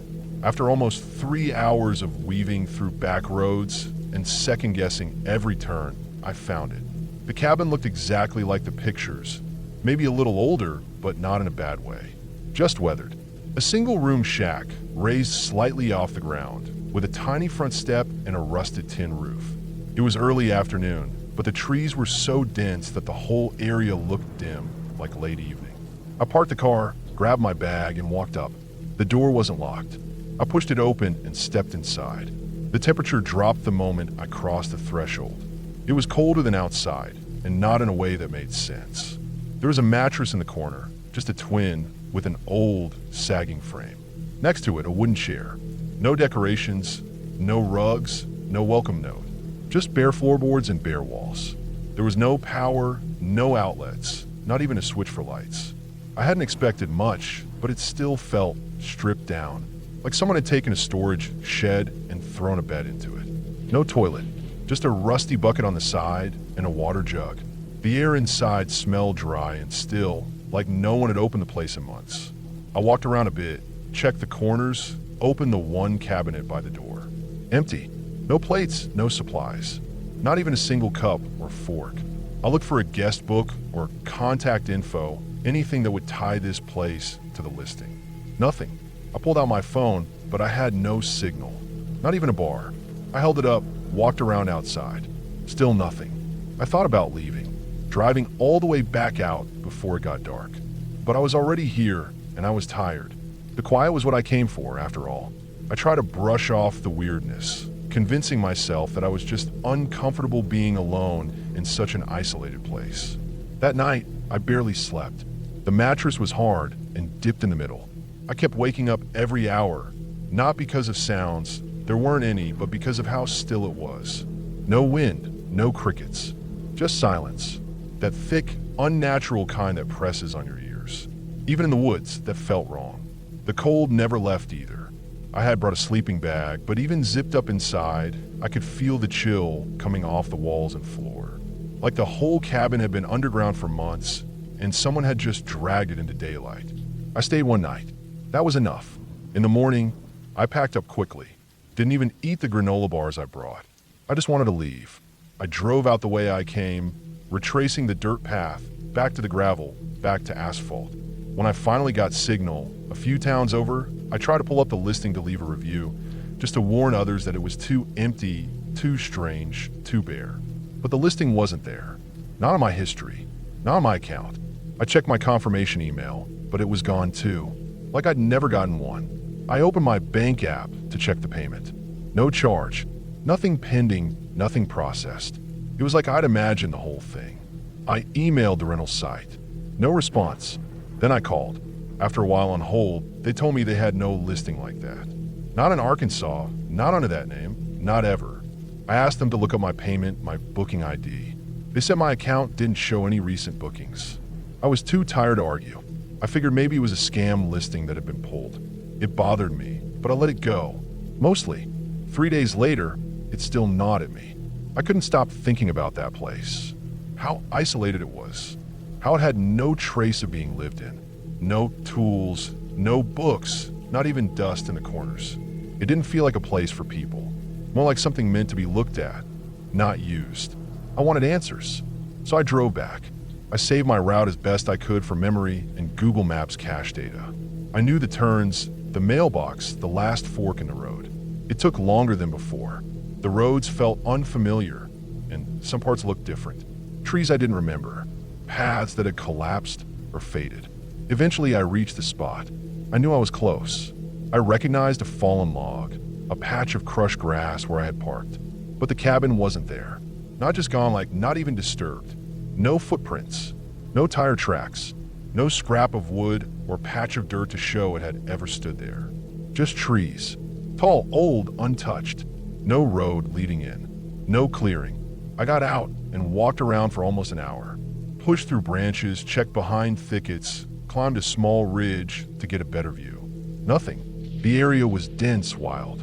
No sign of construction, not even a foundation. I started to wonder if I'd driven to the wrong spot, but I recognized too much. I stood in the exact place I remember parking. I could see the curve of the path, the slope of the land. I was in the right place. The cabin just wasn't.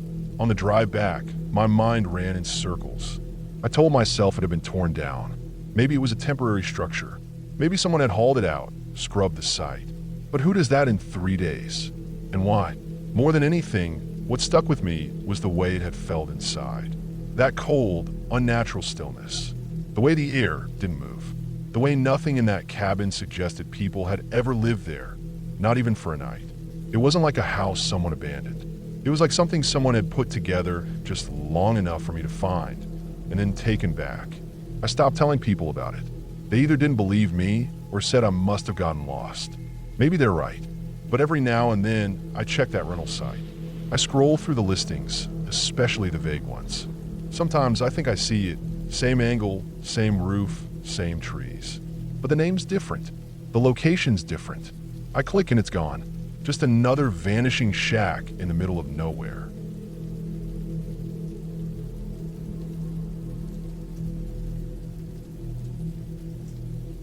I booked a small apartment in St. Louis for a 5-day work trip. It was an Airbnb, clean, bright, modern. Looked just like the pictures.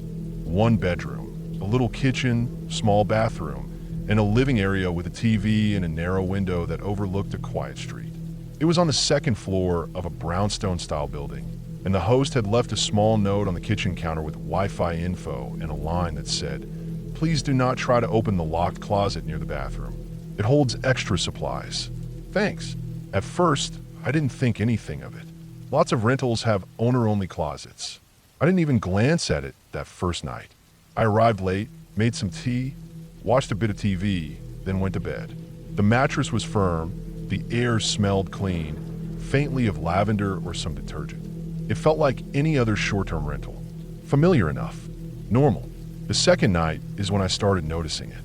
I was brushing my teeth, and I heard something. Not loud, just a faint, dull knock. One knock, then silence. It came from behind me. I paused, toothbrush still in my mouth, and glanced toward the hallway. The locked closet was about 4 feet from the bathroom door, just off to the side. I figured maybe something had shifted inside. Maybe a mop or broom fell over. Or maybe one of the neighbors in the building was moving around. The walls were thin enough to hear muffled sounds through.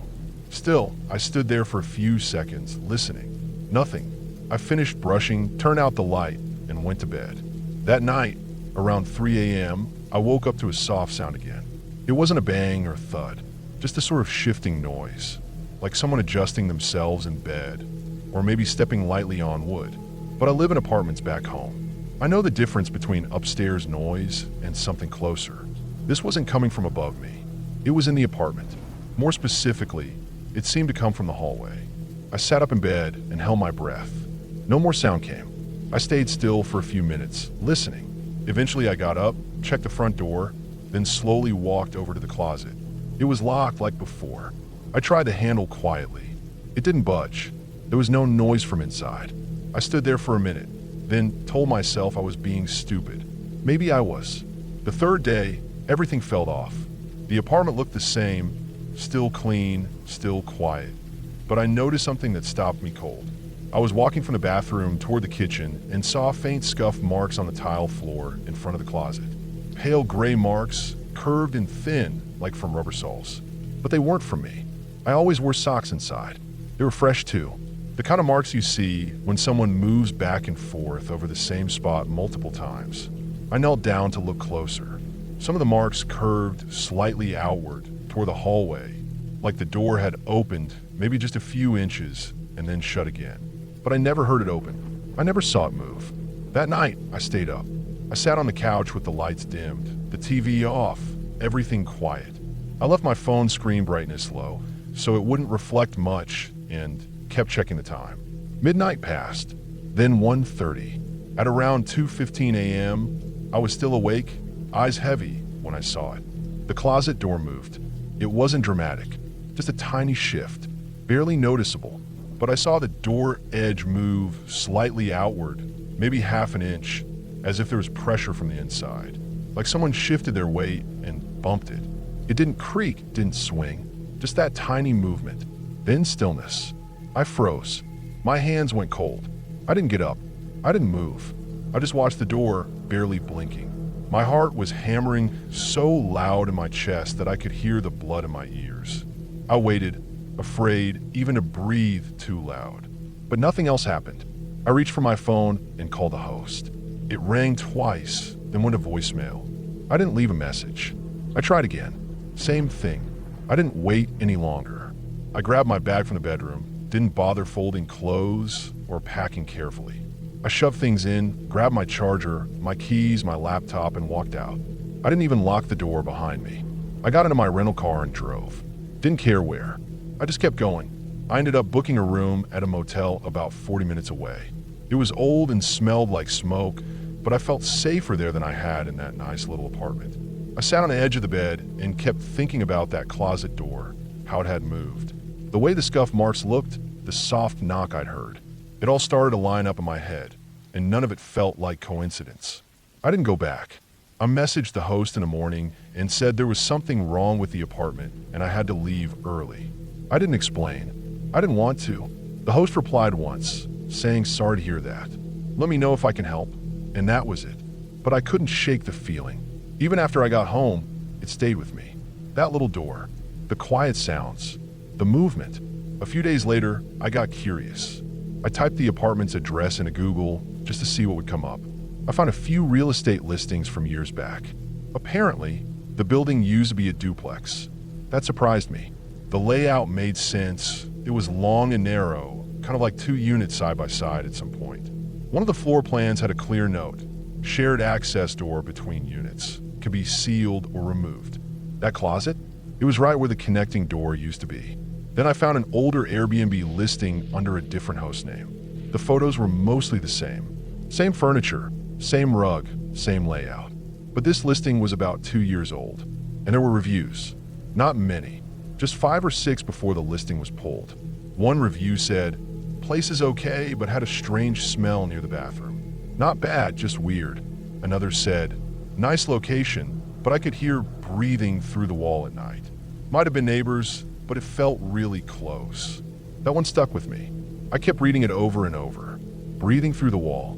The listing had been removed 3 months before I stayed there. The new one had no mention of the old setup. The host had changed names too. Maybe a spouse, maybe a relative. I couldn't tell, but it was the same place. That's when I stopped looking. I didn't want to know more. I didn't call Airbnb. I didn't message the host again. I let it be.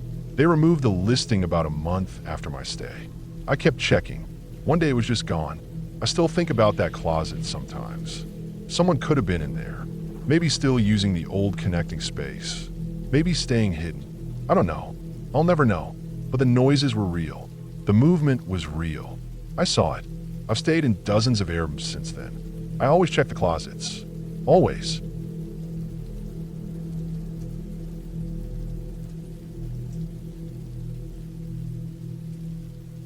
I was hiking alone in Oregon, somewhere deep in the Willamette National Forest. I'd taken a week off work and decided to spend a few days exploring a less used trail I'd found through a small backpacking forum. It wasn't marked on any of the major maps, but a few people had uploaded photos, thick woods, narrow switchbacks, a couple of stream crossings. It looked quiet, isolated, just what I needed. I packed light, brought enough food for 3 days, a water filter, and my tent. I parked my car off a gravel road and started early. The trail was barely visible most of the time, overgrown with ferns and moss-covered branches, but it felt peaceful. Just the sound of birds, insects, and the occasional rustle of wind through the trees. Oregon forests have this way of swallowing sound. Even when there's life all around you, it still feels silent. I hiked most of the day, stopped once for lunch beside a small stream, then kept going until I found a flat enough area to pitch my tent. It was maybe 4 or 5 in the evening when I set up. I ate, drank, and sat against a log until the light started to fade. I crawled into my sleeping bag and fell asleep listening to the wind. The next day, I left my camp behind and just brought a small day pack, water, a snack, and my phone, though I hadn't had signal since about 20 minutes after leaving the car. I kept pushing deeper. The trail climbed steeply for a bit and then leveled out along a ridge. There were no signs of other people, no trash, no footprints, no broken branches. It felt like I was the only person who'd been there in a long time. That was the best part. That silence, that distance from everything and everyone. That's when I saw the mirror. It was around mid-afternoon. The sun was coming in at a low angle through the trees, slicing across the trail in thin beams. I remember squinting a bit as the light hit something ahead, something bright. As I got closer, I saw it was a mirror nailed to the trunk of a tall pine, right at about eye level. Just an ordinary mirror, maybe the size of a dinner plate, with a thin wood frame around it. It was clean, not dusty or fogged up like you'd expect out there. It reflected the forest behind me, clearly, crisp and bright. It was just strange. There were no signs of anything else around. No trail markers. No campsite. Just that one mirror in the middle of nowhere. I stopped in front of it for a while. Looked at my own face, the trees over my shoulder. Then I got curious. The mirror was obviously facing something. Mirrors point towards something, right? So I turned around to see what it was looking at. Nothing. Just more woods, ferns, old stumps. No signs, no markings, not even a clearing. I stood there for maybe 20 seconds, just staring, trying to figure out what the purpose of it was. Then I turned back toward the mirror. There was someone standing behind me. My breath caught. I remember the weight of it, like my whole chest locked up. In the mirror, just over my shoulder, maybe 10 feet back, was a figure. Not moving, not speaking, just standing, facing me. I could see their outline, the shape of their head, the folds of what looked like a hood or jacket. Every detail was perfectly still. I spun around immediately. Nothing, just the trees. No sound, no crunch of leaves, no running. I scanned everything, turning in a slow circle. I even walked a few feet in the direction the figure had been. Still nothing. I turned back to the mirror, heart racing. It only showed trees now. My own reflection was trembling. I waited a minute, then another. My ears were straining, trying to hear anything at all. The forest was still, but I couldn't shake it. What I saw had been clear. Too clear to be a shadow or illusion. And that's when I got the worst feeling I've ever had. Someone had placed that mirror there. On purpose. It was clean, like someone had wiped it recently. It hadn't been left to weather and age. And it wasn't there to reflect themselves. It faced away, toward where someone might be walking, like bait or surveillance. I didn't wait any longer. I turned and started walking fast. Not quite running, but close. I didn't even pull out my map or check the GPS on my phone. I just followed the trail back the way I came, checking behind me every couple of seconds. I could feel the adrenaline burning through my arms and legs. Every time I stepped on a twig, I flinched. Every time I brushed past a branch, I thought I heard footsteps. At one point, I stopped to catch my breath. I was sure I heard something, soft footsteps just behind me, like someone was keeping pace, but only just far enough to stay out of sight. I turned sharply. Still nothing. It took me hours to get back to camp. I didn't stop for food or water. I grabbed my gear, stuffed everything into my pack without packing it properly, and pushed on toward the road. The last couple miles were a blur. All I remember was moving fast and not looking anywhere but the trail in front of me. I finally got back to the car around dusk. It was still there, untouched. I threw my pack into the back seat, locked the doors, and didn't even change out of my hiking boots before starting the engine. I drove until I hit a gas station an hour away.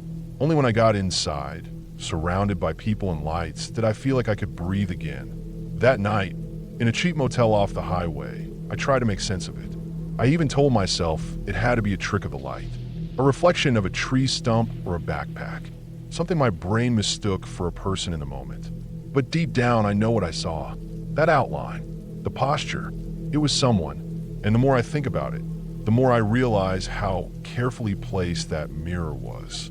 It wasn't random. It was set up at the exact right height and angle to catch a person's reflection from the trail, to let someone watching know when someone passed by, or to give someone a second to see who was behind them, if they had reason to look.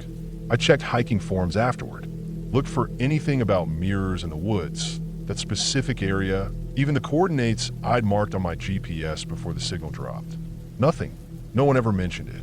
I never went back. I still hike sometimes, but only on well-used trails, and never alone. That part of Oregon is just a blank spot on my map now. I don't want to know who put that mirror there. I don't want to know why. And I sure as hell don't want to know who or what was standing behind me when I looked into it. Maybe it was someone living out there. Maybe a hunter or someone trying to scare people. Maybe it was just a sick joke. But whoever they were, they didn't want to be seen directly, only through glass. And I don't think they expected me to turn around.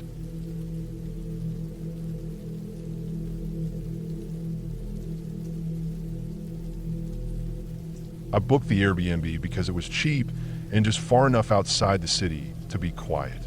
I've been working too much, barely sleeping, and just needed a weekend alone to breathe. The listing said it was a small guest house behind the host's home, separated by a fence and a few trees.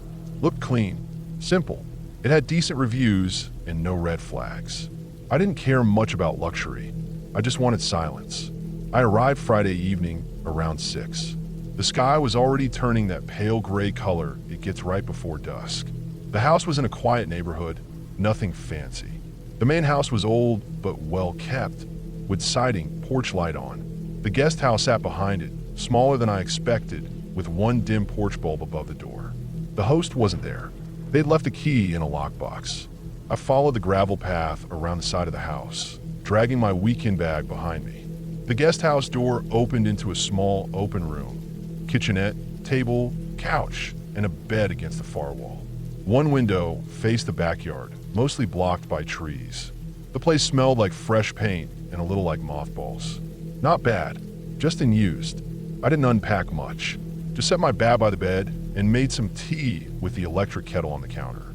I sat on the couch and scrolled for a while. No signal. The Wi-Fi worked, though was spotty. Around 9 p.m., I lay down. I wasn't tired, but there wasn't much else to do. I planned to sleep in the next day and maybe read, maybe walk around if the weather held. It took a while to fall asleep. The place creaked a lot. Normal old house sounds, I figured. Pipes settling. The walls were thin, and I could faintly hear something mechanical from the main house, maybe an HVAC unit. I pulled the blanket up to my chin and tried to ignore it. Sometime after midnight, I woke up. At first, I didn't know why. The room was dark, no night light, just a little amber glow from the porch bulb outside. My eyes adjusted.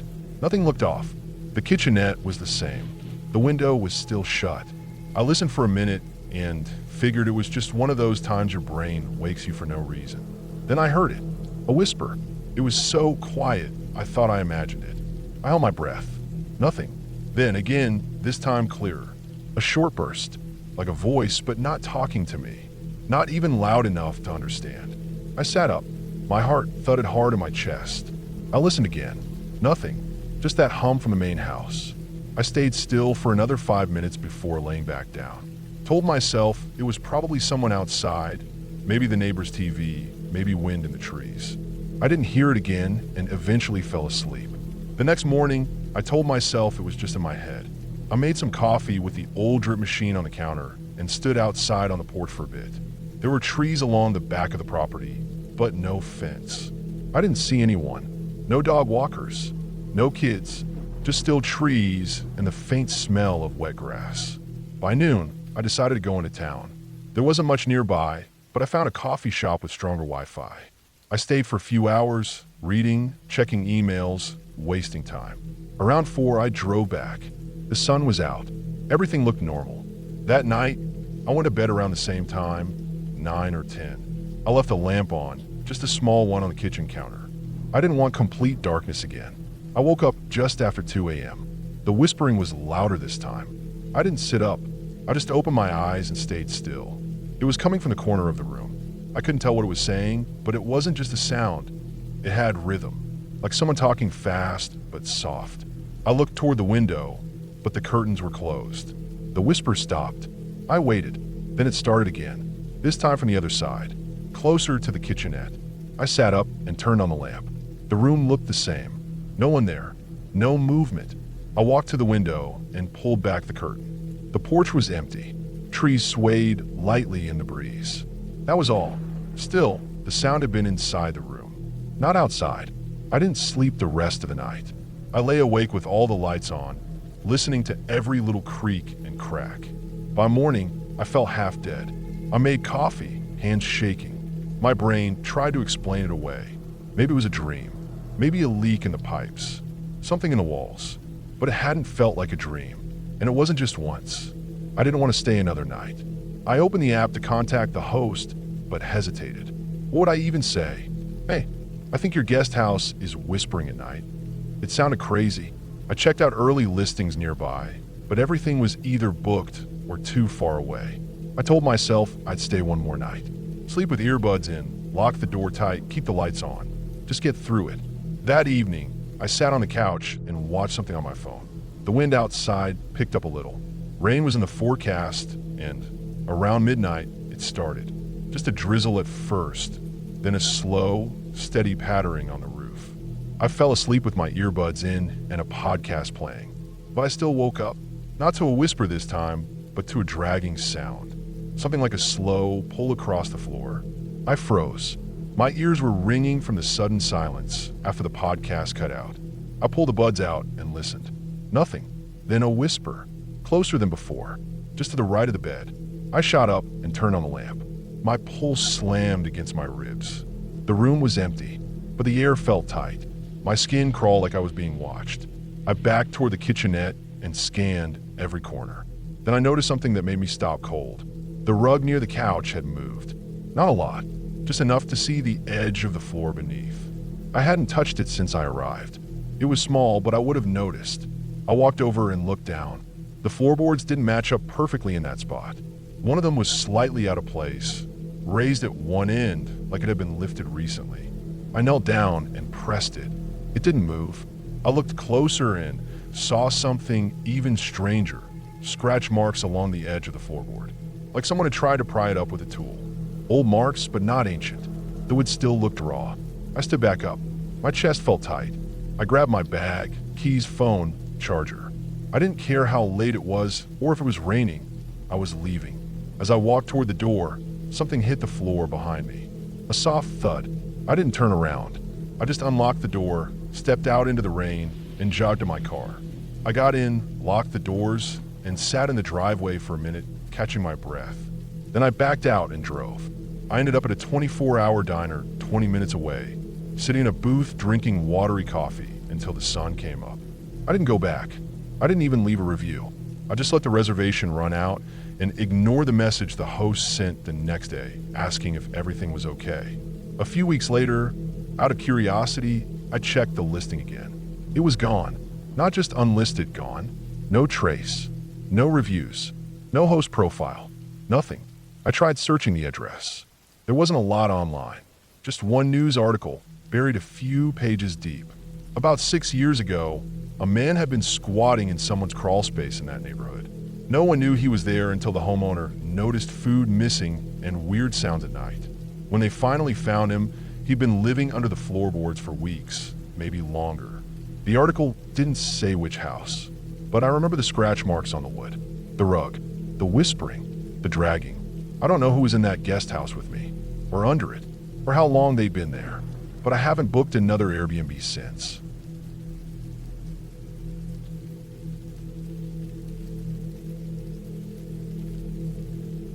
I took a few days off work to clear my head and do a solo camping trip in Washington.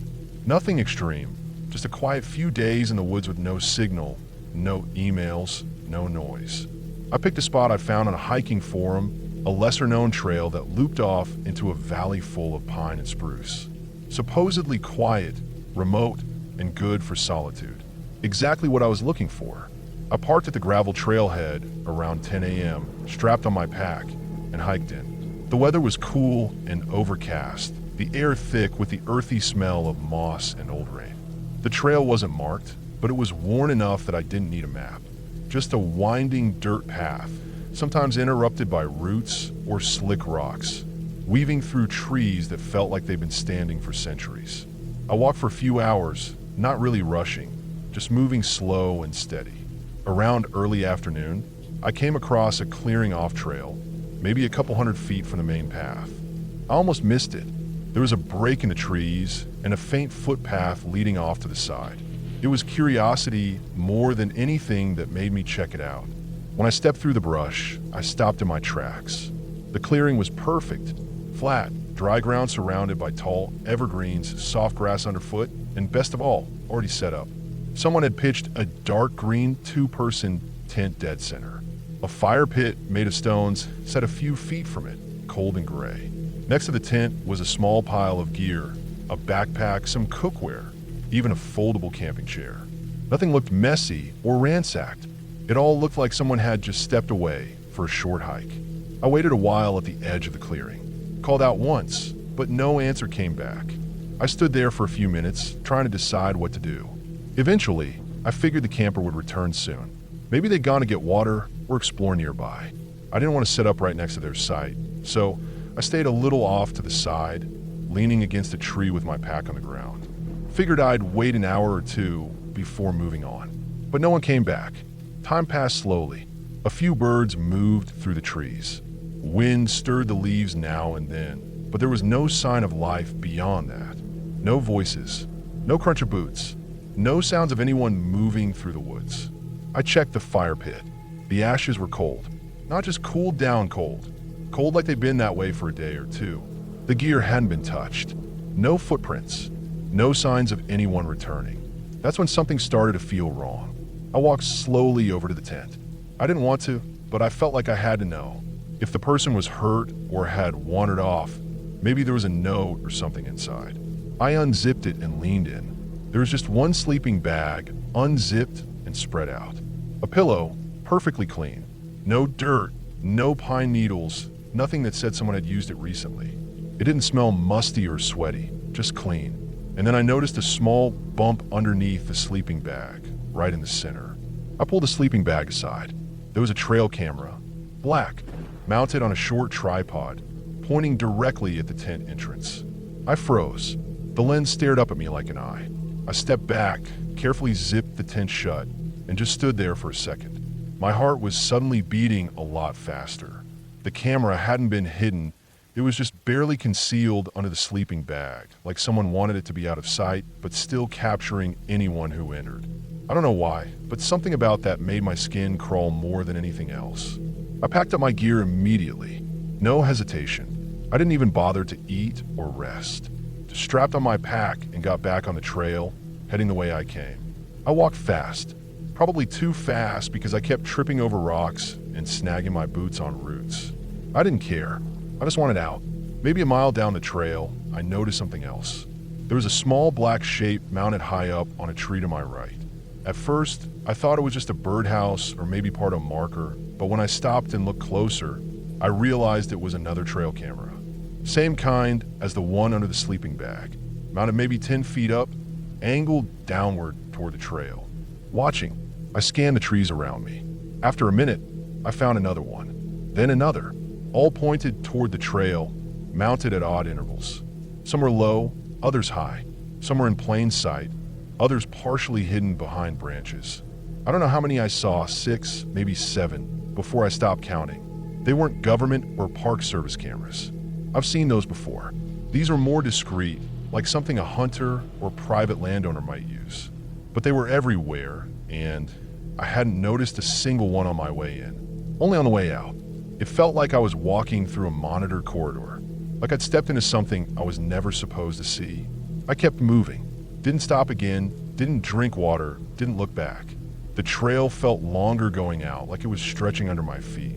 Every time I heard a branch snap or leaves rustle, my body tensed up. I kept thinking someone would step out behind me. Or worse, I'd see someone ahead, just standing still on the path, waiting, but no one ever did. When I finally got back to the parking area, my car was still the only one there. No new tracks, no fresh tire marks. Just my dusty sedan, sitting alone under the overcast sky.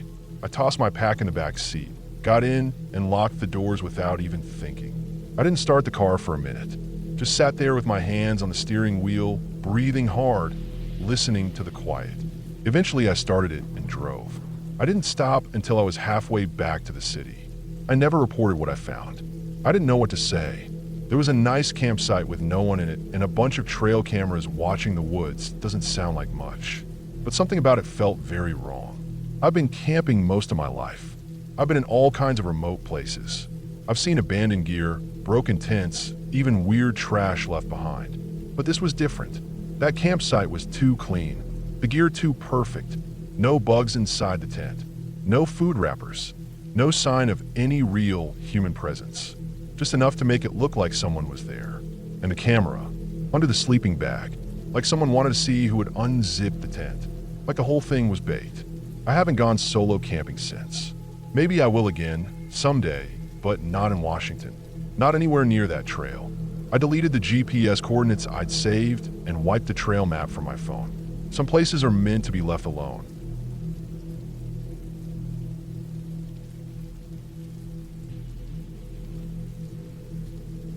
I went backpacking with my friend Matt in Pennsylvania last spring. We planned a 3-day trip through a stretch of state forest we hadn't hiked before. It was one of those spots not too far from civilization, but still remote enough that you could go hours without seeing another person. The kind of place where the trails were clear but quiet, and the deeper you went, the more the trees swallowed the world around you. We both wanted something off-grid, just a break from the noise. The first day went fine. We hiked in about 10 miles from the trailhead, moving steady but not rushing it. Weather was decent, overcast, mid-50s, a little damp from rain earlier in the week, but not muddy. The forest was quiet, not much wind, just the occasional rustle of squirrels or birds darting through the underbrush. There was something calm about it, but also a little heavy. The way some parts of the trail dipped into hollows and the air got stiller. Like sound didn't carry the same way out there. We set up camp just off the trail, near a shallow stream. Picked a flat spot beneath some hemlocks and cleared out the leaves. Got the tent staked down, filtered water, made a small fire. Everything felt normal. We ate, sat for a while just watching the last light fade, and then turned in maybe around 9:30 or so. Nothing unusual. No one else around that we'd seen all day. Sometime after midnight, I woke up. No reason at first, just that kind of alertness that creeps in like something nudged you awake. It was dark and dead silent outside, not even wind through the trees. I lay there for a second, thinking maybe I had to piss or that I dreamed something. Then I heard it, the sound of a zipper, fast, hard, tearing open. It echoed faintly, like it was coming from maybe 100 yards away. It wasn't ours. We only had one tent, and both of us were inside it. A second later, there was a scream. It wasn't a yell or a shout for help.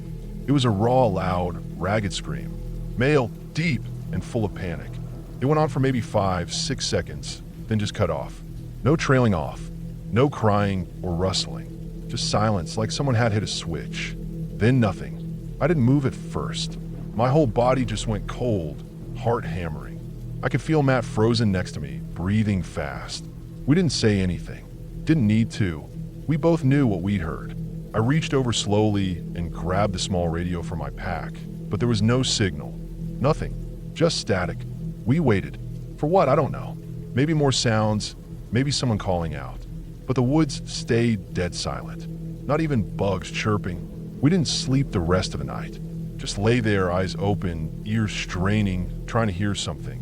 Anything. But there was nothing. At first light, we packed up in minutes. Neither of us talked. We just moved fast, stuffing gear into our packs and stomping out the fire that had long since gone cold. We left the tent up and made our way toward where we thought the scream had come from. It took about 10 minutes of careful hiking. The forest was dense in that direction, with thick underbrush and small trees growing close together. We didn't see anything at first. Then we found it, a patch of ground where the leaves had been disturbed, flattened in a wide circle, maybe 10 or 15 feet across. Fresh. The dirt underneath looked slightly scuffed, like someone had been standing or pacing. But no tent, no gear, no footprints that led in or out clearly. Just a sense that something or someone had definitely been there. We searched around, not saying anything, but I could tell we were both trying to make sense of it. I kept expecting to find something, a shoe, maybe, or a strap from a pack. Anything, but there was nothing. No blood, no clothing, no broken branches or drag marks. Just that disturbed patch and the silence. We stood there a while, trying to decide what to do. Matt kept looking around, scanning the trees, like whoever had screamed might still be nearby. The air felt wrong there. Still and heavy again, like the forest was holding its breath. Eventually, we turned back. There was no point in staying. We didn't have service to call it in, and we sure as hell weren't going to keep hiking deeper into the woods after what we'd heard. We didn't even eat breakfast, just grabbed our packs and started hiking back the way we came. The hike out took most of the day. It should have felt longer, but we were moving fast. Barely stopped. I kept glancing over my shoulder, half expecting to see someone behind us. We didn't talk much, just kept walking. We passed a few spots that had seemed peaceful on the way in, but now felt different. That silence was everywhere. It wasn't until we were maybe a mile from the trailhead that the forest started to feel normal again. I could hear birds. The air felt lighter. The wind moved through the trees again. Back at the trailhead, we finally got signal. Matt tried calling the state police, but the guy on the line didn't seem all that interested. Took the report, asked us to describe where we camped and what we heard, then said they'd send someone to check the area. I don't know if they ever did. We never heard back. That was the last backpacking trip I went on. Matt too, far as I know. We both said we might try again someday, maybe with a group, but we never did. It wasn't just fear. It was something else. Something about how that scream sounded.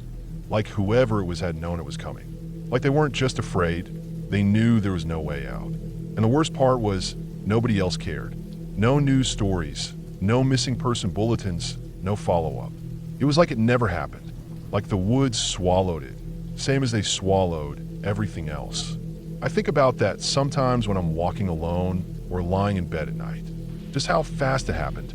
1 second of noise in a sea of silence. Then nothing. Whatever happened out there, we were close. Close enough to hear it, but not close enough to stop it. And I still wonder what would have happened if we camped just a little further down the trail.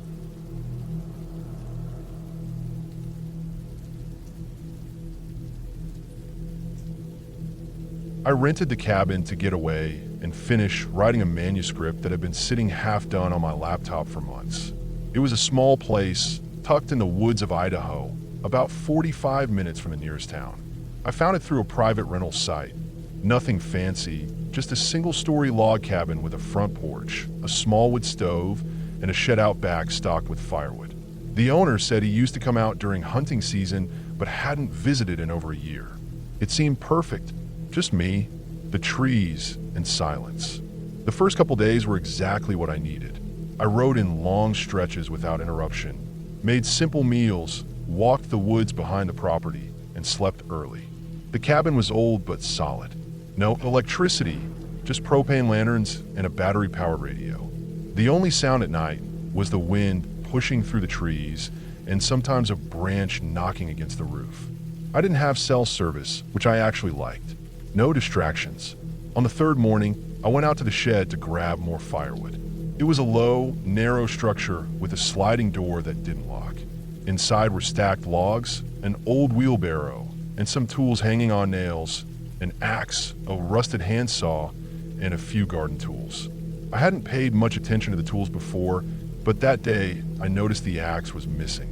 So was the saw. I stood there for a minute, just staring at the empty hooks where they had been. It didn't make sense. I hadn't touched them. I was sure they were there the day before. I checked the ground near the shed, thinking maybe they fell. Nothing. No sign of them. I convinced myself I must have just remembered it wrong. Maybe I saw the tools in a different shed, or maybe the hooks were always empty. I grabbed a few logs and went back inside, trying not to dwell on it. Still, the thought nagged at me. The next morning, I went to get more firewood, and something else was off. There was a strange shape behind the stacked logs along the back wall of the shed. At first, I thought it was just more wood, but when I got closer, I saw it was a makeshift cot. Someone had taken a couple thin blankets and laid them across a wooden pallet. A rolled-up hoodie was shoved under one and like a pillow. There was an empty plastic bottle beside it and a dirty boot print on the floor next to it. I just stood there for a long time, staring at it. I remember the feeling. It wasn't fear exactly, but a tightening in my chest, a sense that something was wrong and that I was already too close to it. I backed out slowly, shut the shed door without touching anything, and walked straight back to the cabin. Inside, I checked every window and every door. I hadn't been locking the cabin at night, but I did that day. I locked the front door, latched the back door, and closed all the curtains. The place suddenly didn't feel quiet or peaceful anymore. It felt exposed. That afternoon, I sat by the window, trying to write, but my mind kept wandering back to the cot. Whoever set that up had been sleeping there recently. The blankets weren't covered in dust, and the bottle hadn't been frozen, which it would have been if it had been sitting out long. I started to wonder how many nights someone had been out there while I was sleeping just a few dozen feet away. Later that day, as I was tossing wood into the stove, I noticed something small near the door, wedged between the floorboards and the mat. It was a sock, a man's sock, still damp, not what like it had just come out of a puddle, but slightly moist like someone had been wearing it recently. It was inside the cabin. I stared at it for a long time. The air felt thinner suddenly. My mind raced through possibilities. Had it gotten tracked on my boot? Was it left by a previous renter? But the cabin wasn't the kind of place that saw a lot of guests. The owner told me he only rented it out a couple times a year, and I knew I hadn't brought it in. That night, I didn't sleep much. I pushed the small dresser in front of the door and kept the fire low so the light wouldn't show through the curtains. I stayed fully dressed, lying in bed with my boots on, listening. Every little sound outside made my heart thump. The creak of the walls, the groan of the trees, even the faint crackle of cooling wood in the stove, it all sounded sharper. Around 3 a.m., I heard something that didn't blend into the rest. It was soft at first, a faint rattle, like someone gently testing the front doorknob. I froze. I didn't move a muscle. The sound stopped. Then came a different noise, slow, deliberate tapping on the window to my left. Not branches, not an animal, fingernails or something hard. Tap, tap, pause, then another. I held my breath. I didn't dare get up or even turn my head toward the window. I just stared at the ceiling, my whole body rigid. I remember thinking if I didn't move, maybe they'd go away. Maybe they'd think no one was inside. The tapping lasted less than a minute, but it felt like hours. Then silence. I didn't sleep. I sat there in bed until daylight started to break through the edge of the curtains. When I finally moved, my limbs were stiff. I felt like I hadn't blinked in hours. As soon as there was enough light, I shoved everything back into my bag. Laptop, clothes, food, toiletries. I didn't even brush my teeth. I didn't make coffee. I didn't eat. I just threw my stuff in the car, took one last look at the cabin, and left. On the porch, there were muddy footprints. Several, leading up to the door and then doubling back.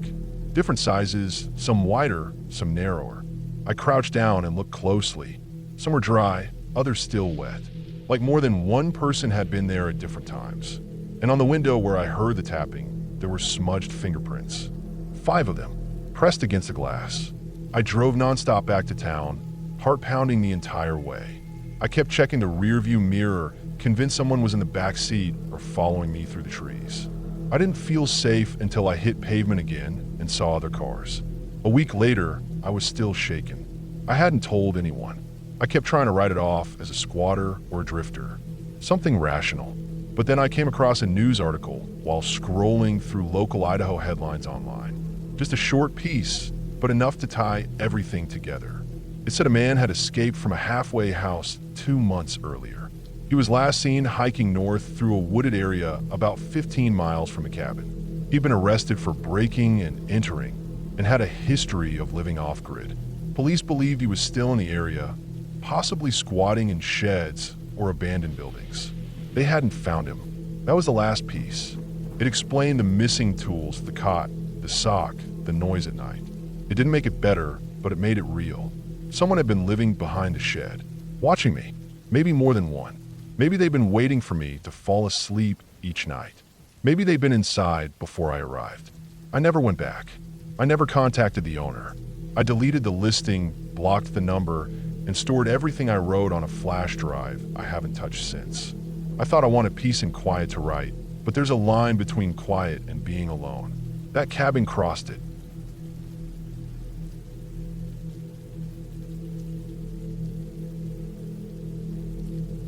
A few years ago, I went camping with a group of college friends in the Sierra Nevada mountains. There were 6 of us total, all guys, all used to hiking and being outdoors. It was late summer, hot during the day, but cool at night, and we'd picked a remote spot near a small creek about 5 miles from the nearest road. We'd all hiked in together with our packs and set up camp in a clearing surrounded by pine trees and granite boulders. The kind of place where you felt like the rest of the world was 100 miles away. That first day was great. We got in around noon, set up our tents, collected water, and spent the afternoon hanging out near the creek and making dumb jokes like we always did.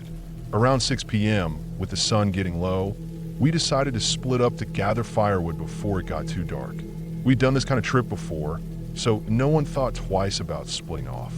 We each took different directions, told each other to stay within earshot, and brought headlamps just in case. I took my small pack and wandered further uphill toward the ridge where the trees were denser. I figured there'd be more dry, deadfall wood up there. I walked maybe 15 minutes from camp, keeping track of my steps and looking back now and then to remember landmarks. The slope wasn't too steep, but it was rocky, and I had to climb over a few fallen logs. I eventually found a spot where the ground was littered with dry branches and thicker limbs. I started stacking what I could carry into my arms, careful to avoid stuff that looked too rotten. I was probably out there for 30 minutes, maybe more. As I turned to head back, I noticed a small flicker of red light through the trees, maybe 50 yards downhill. It was quick, just a second or two.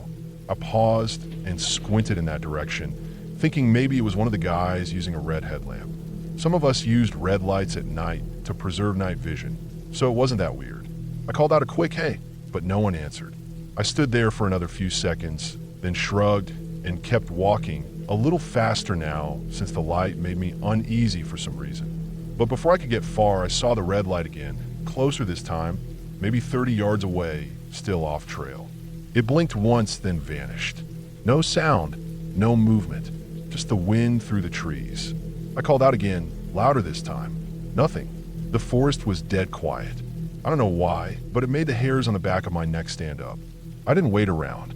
I adjusted the pile of wood in my arms and made my way back toward camp, faster than before, but trying not to trip on rocks or tree roots. By the time I got back, the sun was almost down and the fire was already going. Everyone else had returned with their bundles. I dropped mine near the pit and sat down, tried to push the weird moment out of my head. After we had dinner and things calmed down, I asked casually if anyone had used a red flashlight earlier, maybe to find their way or just messing around. They all said no, not even a maybe, A few of them didn't even bring flashlights, just headlamps with standard white LEDs. I didn't say anything more after that. I didn't want to make a big deal or seem paranoid. We sat around the fire until about 11. Then one by one we went to our tents. I was sharing mine with a guy named Rob. We zipped up the flap, got into our bags, and crashed hard after the long hike and food. But around 2 a.m., I woke up needing to pee. I tried to ignore it, but eventually I gave in, unzipped the tent as quietly as I could, and stepped out into the cold air. It was completely silent. The fire had burned down to a few glowing coals, and I could see the other tents like dark mounds against the trees. I walked a few feet away from the tent into the brush, and as I was finishing up, I glanced toward the woods. There was again the red light. This time it was much closer, maybe 20 yards away, behind a tree near where the ridge started. It didn't flicker or move, just a steady red glow, like a small LED peeking out from behind the trunk. It wasn't bright enough to light up anything around it, just enough to let me know it was there. Watching, I stood there frozen for a second. I didn't breathe. I didn't move. I just stared, hoping maybe my eyes were playing tricks on me. But no, the light was real, and it wasn't blinking. After a few seconds, it went out. Not slowly, just off. Gone. Nothing but black trees and the faint glow of coals behind me. I backed away slowly and got into the tent without saying a word. I didn't wake Rob. I lay there for hours, staring at the nylon ceiling, listening. There were no footsteps, no animal sounds, not even the wind. In the morning, I told everyone I'd seen something weird and that I wanted to go check it out.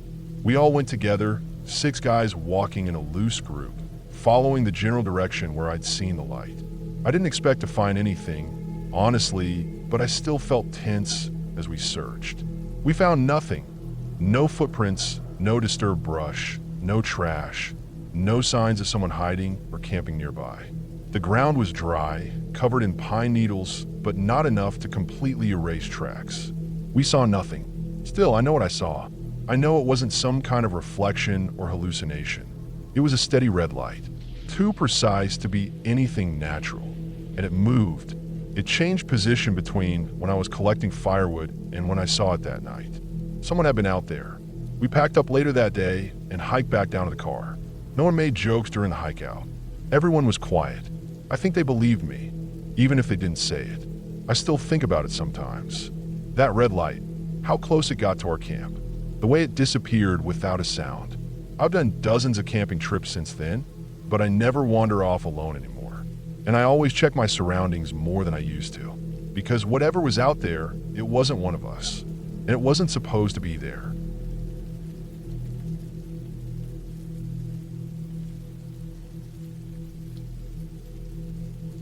A few years ago, I went camping with my girlfriend in Utah, deep in canyon country. We'd both been working stressful jobs, and this was our first real break in months. The plan was simple: hike a few miles in, set up near a hidden canyon spot we heard about through a friend, stay 2 nights, and just enjoy being away from everything. No service, no emails, no noise, just red rock, sky, and silence. We got to the trailhead around mid-morning. There was only one other vehicle there, a beat-up, older model Ford pickup with Utah plates. It looked like it hadn't moved in days. All the windows were fogged up, like someone had been breathing in there overnight. The inside of the windshield had smudges where it looked like someone had wiped it with a hand. I remember noticing trash in the bed of the truck, crushed soda cans, a torn-up tarp, what looked like an old camp stove. There was something uncomfortable about the way the whole thing sat there, like it didn't belong, or maybe like it had just been left to rot. As we parked and started unloading our packs, the truck's driver door creaked open. A guy stepped out, wiry build, scruffy beard, maybe in his 40s. His clothes looked like they hadn't been washed in a while. Faded jeans, long sleeve shirt with the sleeves rolled to the elbow, and boots caked in dry mud. He didn't say anything, just stood there beside his truck, staring straight at us while we double-checked our gear. I gave him a polite wave. He didn't wave back. No nod, no acknowledgement, just blank staring. My girlfriend glanced at me, but didn't say anything. We both felt it, that low, quiet tension. Something about him was off, but we didn't want to overthink it. We headed out on the trail not long after. It was a dry, Hot day, cloudless blue sky, the sun already cooking the ground by late morning. The trail started out wide and easy, but narrowed quickly, winding between red rock formations and dropping into sandy washes. After about 2 miles, we noticed something that stuck with me. Boot prints. Fresh ones, headed in the same direction we were going. The same tread repeating again and again in the soft dust. But we hadn't passed anyone. No one had come from the trailhead behind us. Just that man in the truck. And we hadn't seen him set out, hadn't seen him with a pack. Still, the prints were there, big enough to be his. We didn't talk about it at first, just looked at each other, then kept moving. I could feel the air getting heavier after that. Every snap of a twig made me turn my head. I kept glancing over my shoulder, but nothing, no one, just the desert and the wind and the sound of our boots scraping against rock and dirt. By early afternoon, we found the spot we'd been looking for. A small clearing tucked between canyon walls, not visible from the main trail. There was a shallow overhang for shade, a few flat areas for the tent, and plenty of dry wood for a fire. We set up camp. Everything went fine. We cooked some dinner on the camp stove, beans, rice, tortillas, sat by the fire after dark, and listened to the crackling and the far-off howl of wind slipping between the rocks. My girlfriend had finally started to relax. She leaned against me, quiet, warm. I remember thinking that this was why we came, to be away from it all, to just be still for a while. It was around midnight when she shook me awake. I'd fallen asleep hard, miles of hiking, heavy pack, the dry heat, it hit me all at once. But her hand was on my arm, and when I opened my eyes, I could tell she was tense. Not panicking, not loud, just whispering, low and sharp. Did you hear that?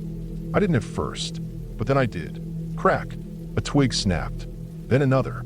Not loud, but close. Maybe 30 feet from the tent. Then silence.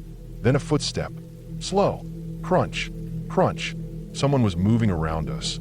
Circling. Not charging. Not crashing through the brush. Just deliberately, slowly, step by step.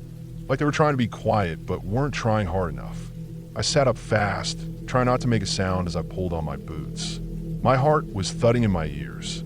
I didn't have a weapon. No knife, except a small folding one in my pack. No gun. Nothing. I grabbed my flashlight and clicked it on, aiming it toward the sound. Nothing. Just trees and dark and the flicker of the dying campfire. I shouted out, my voice shaking a little. "We're armed." I wasn't, but it felt like the right thing to say. Then nothing. No retreating footsteps. No rustling. Just silence. Thick, total silence. The kind that sinks into your bones. We sat there, frozen for what felt like 20 minutes. I kept the light moving. Nothing moved back. Eventually, we crawled out and added more wood to the fire. We stayed up the rest of the night, huddled near the flames, barely speaking. Every few minutes, I would sweep the beam of the flashlight across the surrounding trees and brush. I didn't see anything, not once, but I couldn't shake the feeling that we were being watched. When the sky finally started to brighten, a dull purple spreading over the canyon rim, we packed fast. We didn't eat. We barely spoke. My girlfriend kept glancing over her shoulder, and I kept my hand near the pocket where my knife was buried. The air felt different. Still, no birdsong, no morning insects, just wind and silence. About 50 yards from our tent, just behind a line of low brush, I found something that made my stomach drop. A crushed cigarette, but still fresh. The filter torn slightly, the tobacco blackened at the end. And next to it, tucked neatly under the branches, was a coil of rope. Clean, unused, laid out in a perfect circle like it had been placed carefully. I didn't say anything, just stared at it. My girlfriend saw it too. Her face went pale.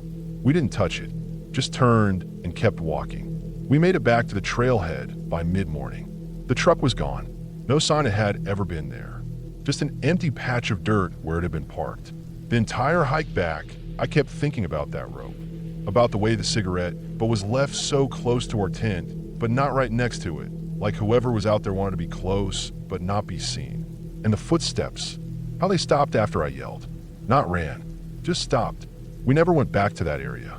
I looked up reports afterward. Missing hikers, suspicious activity, but didn't find anything that matched. We didn't tell many people about it either. What do we even say? Nothing happened, technically, but something did. Something we'll never be able to explain fully. Sometimes I still wake up at night, thinking about the way those footsteps sounded. Slow, measured, getting closer, then stopping. And I wonder what would have happened if we hadn't yelled, if we hadn't lit that fire, if we'd stayed asleep.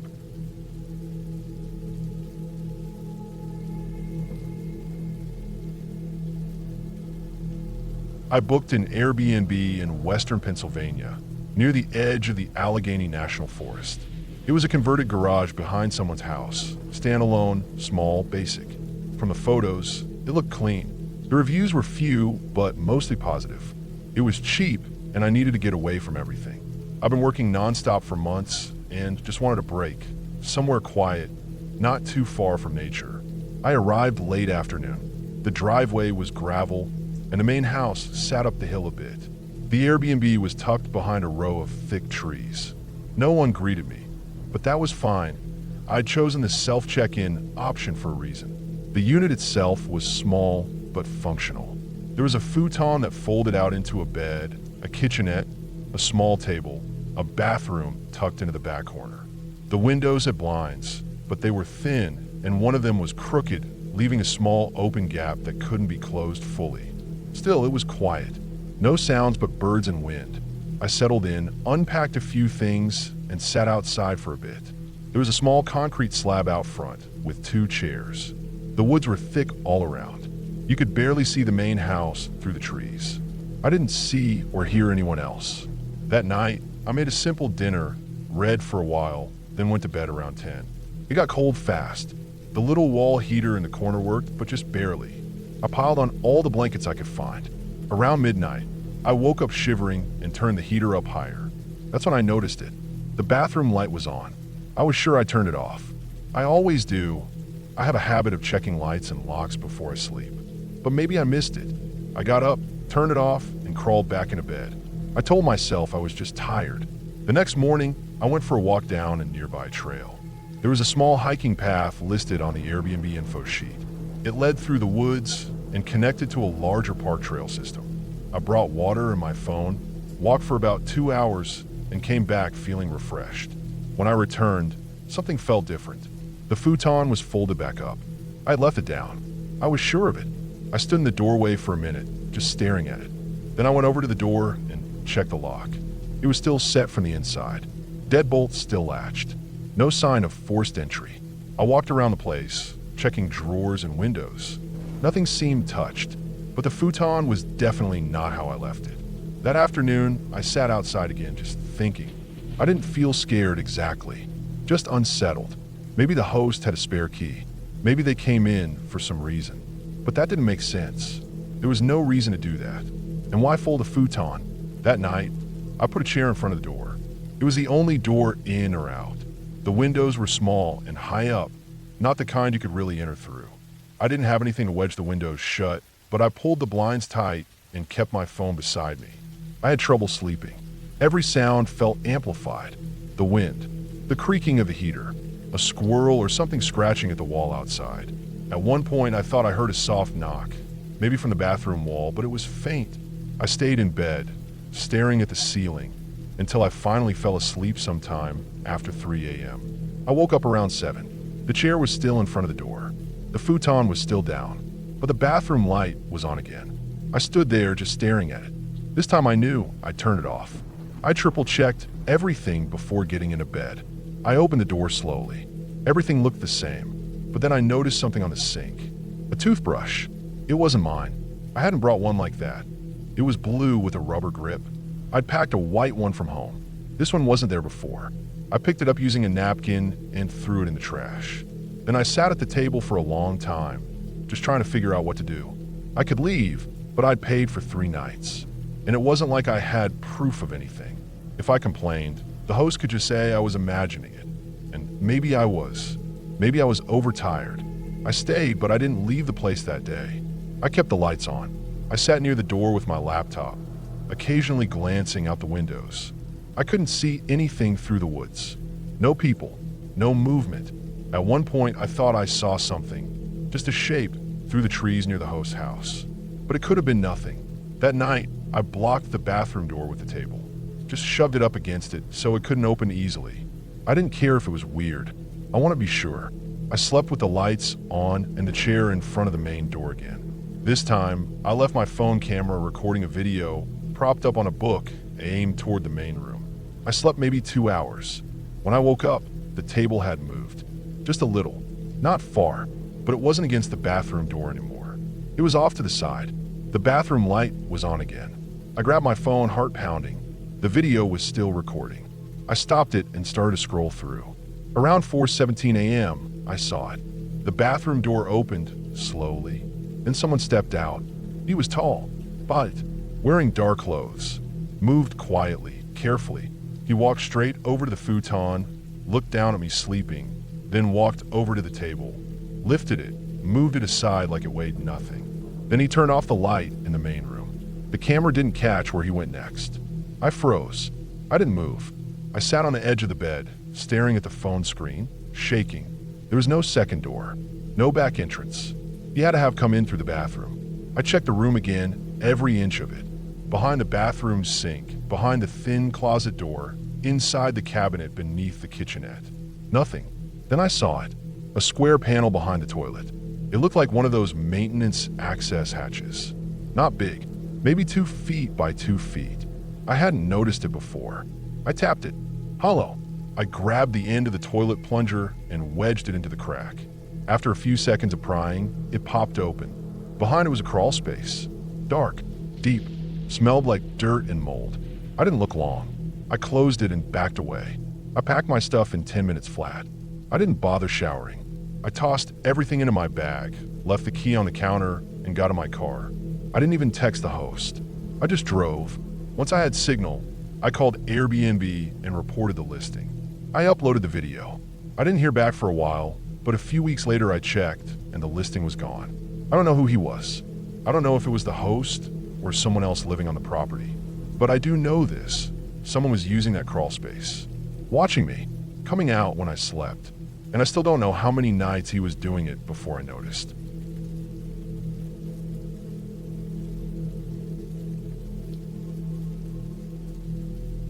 I booked the Airbnb because I needed to get away from the noise of everything. Work, city, people. It was a small one-bedroom cottage about 20 minutes outside a small town in northern Michigan. The listing described it as peaceful, private, and surrounded by nature. That's exactly what I wanted. No neighbors, no traffic, no distractions. Just me and my thoughts for a few days. The check-in instructions were simple. There was a lockbox under a fake rock near the front steps. I got there around 5 p.m., just as the sun was starting to dip behind the trees. The house was cute, wood paneling, big windows, an old metal chimney sticking out of the roof. It looked like a place someone's grandparents might have built back in the 70s. Inside, it was clean but plain. There was a small kitchen with a microwave and an old fridge that made a humming sound. The living room had a couch that sagged a bit in the middle, a coffee table with a few outdated magazines, and a big sliding glass door that looked out into the woods. The bedroom was simple too, just a full-size bed, a wooden dresser, and a nightstand with a lamp. The bathroom was clean but smelled faintly of mildew, probably from the old shower curtain. There was no TV, which I expected. I brought a few books and downloaded some podcasts ahead of time. My phone had service, but just 1 or 2 bars. Enough to send a text, but not really enough to stream anything. The first evening was quiet. I heated up a frozen meal I brought with me, sat on the back porch for a while, and listened to the wind moving through the trees. I could hear birds, the occasional snap of a branch. Nothing else. It felt good to finally be somewhere still. After dinner, I read for a bit, then went to bed around 10. The bed was a little lumpy, but I slept okay. The next day, I took a walk around the property. There was a narrow path that ran behind the house and led deeper into the woods. I followed it for maybe 15 minutes before turning back. I didn't want to get lost, and I hadn't brought anything with me. No water, no flashlight. I spent most of the day writing and journaling, sitting on the porch or inside when it got too warm. I didn't see another person the whole time. No hikers, no cars passing by, nothing.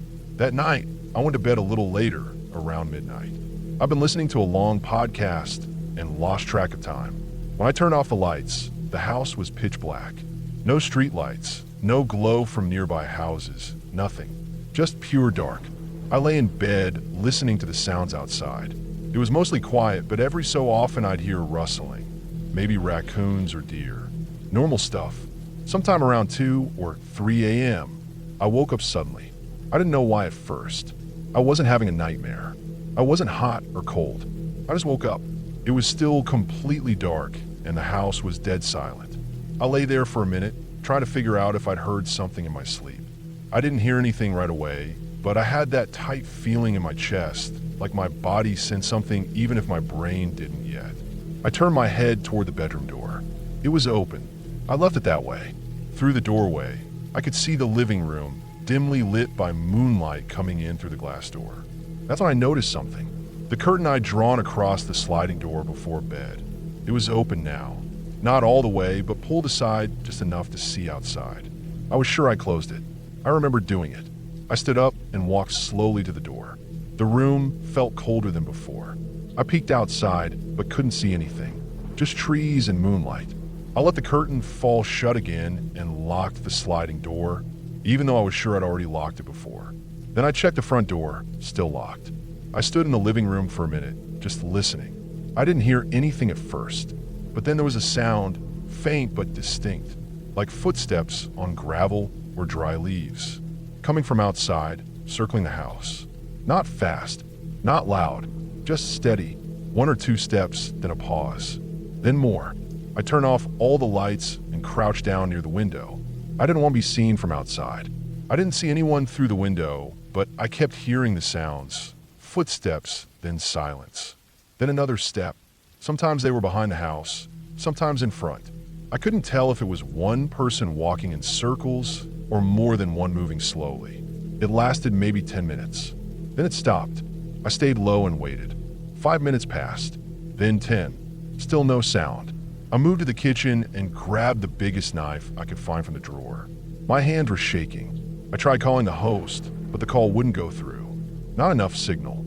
I sent a text to my brother saying something fell off and dropped a pin of the location. I didn't get a reply. I sat in the dark living room, knife in my lap, phone in my hand. I kept thinking about what I'd do if someone tried to break in. There was no security system. No one close enough to hear me scream. I couldn't even call for help.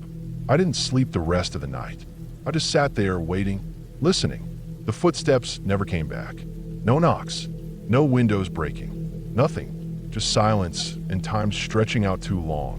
When the sun finally came up, I stood and looked outside again. Everything looked normal. No signs of anyone, no footprints, nothing disturbed, just quiet woods and soft light. But then I walked around the outside of the house. On the back porch, near the sliding door, I noticed something strange. In the dirt near the edge of the deck, there were faint impressions. Not clear footprints, but marks, like someone had been standing there, shifting their weight, watching. There were more of them off to the side, near the edge of the trees. Same thing, shallow prints, just enough to tell someone had been there. That was enough for me. I went inside, packed everything in 10 minutes, and got in my car. I didn't eat, didn't shower, didn't even look back at the house when I left. I just drove until I had signal, then pulled over and called my brother. He hadn't got my message. I called the Airbnb host too, told them I was checking out early. I didn't say why. I didn't leave a review. I didn't want to think about it. And honestly, what would I even say? Nice cabin, quiet place. Someone walked around outside all night while I sat inside with a knife. It's been a few weeks now. I still don't know what happened. Maybe it was just a hunter or someone who got lost. Maybe it was nothing. But I know what I heard.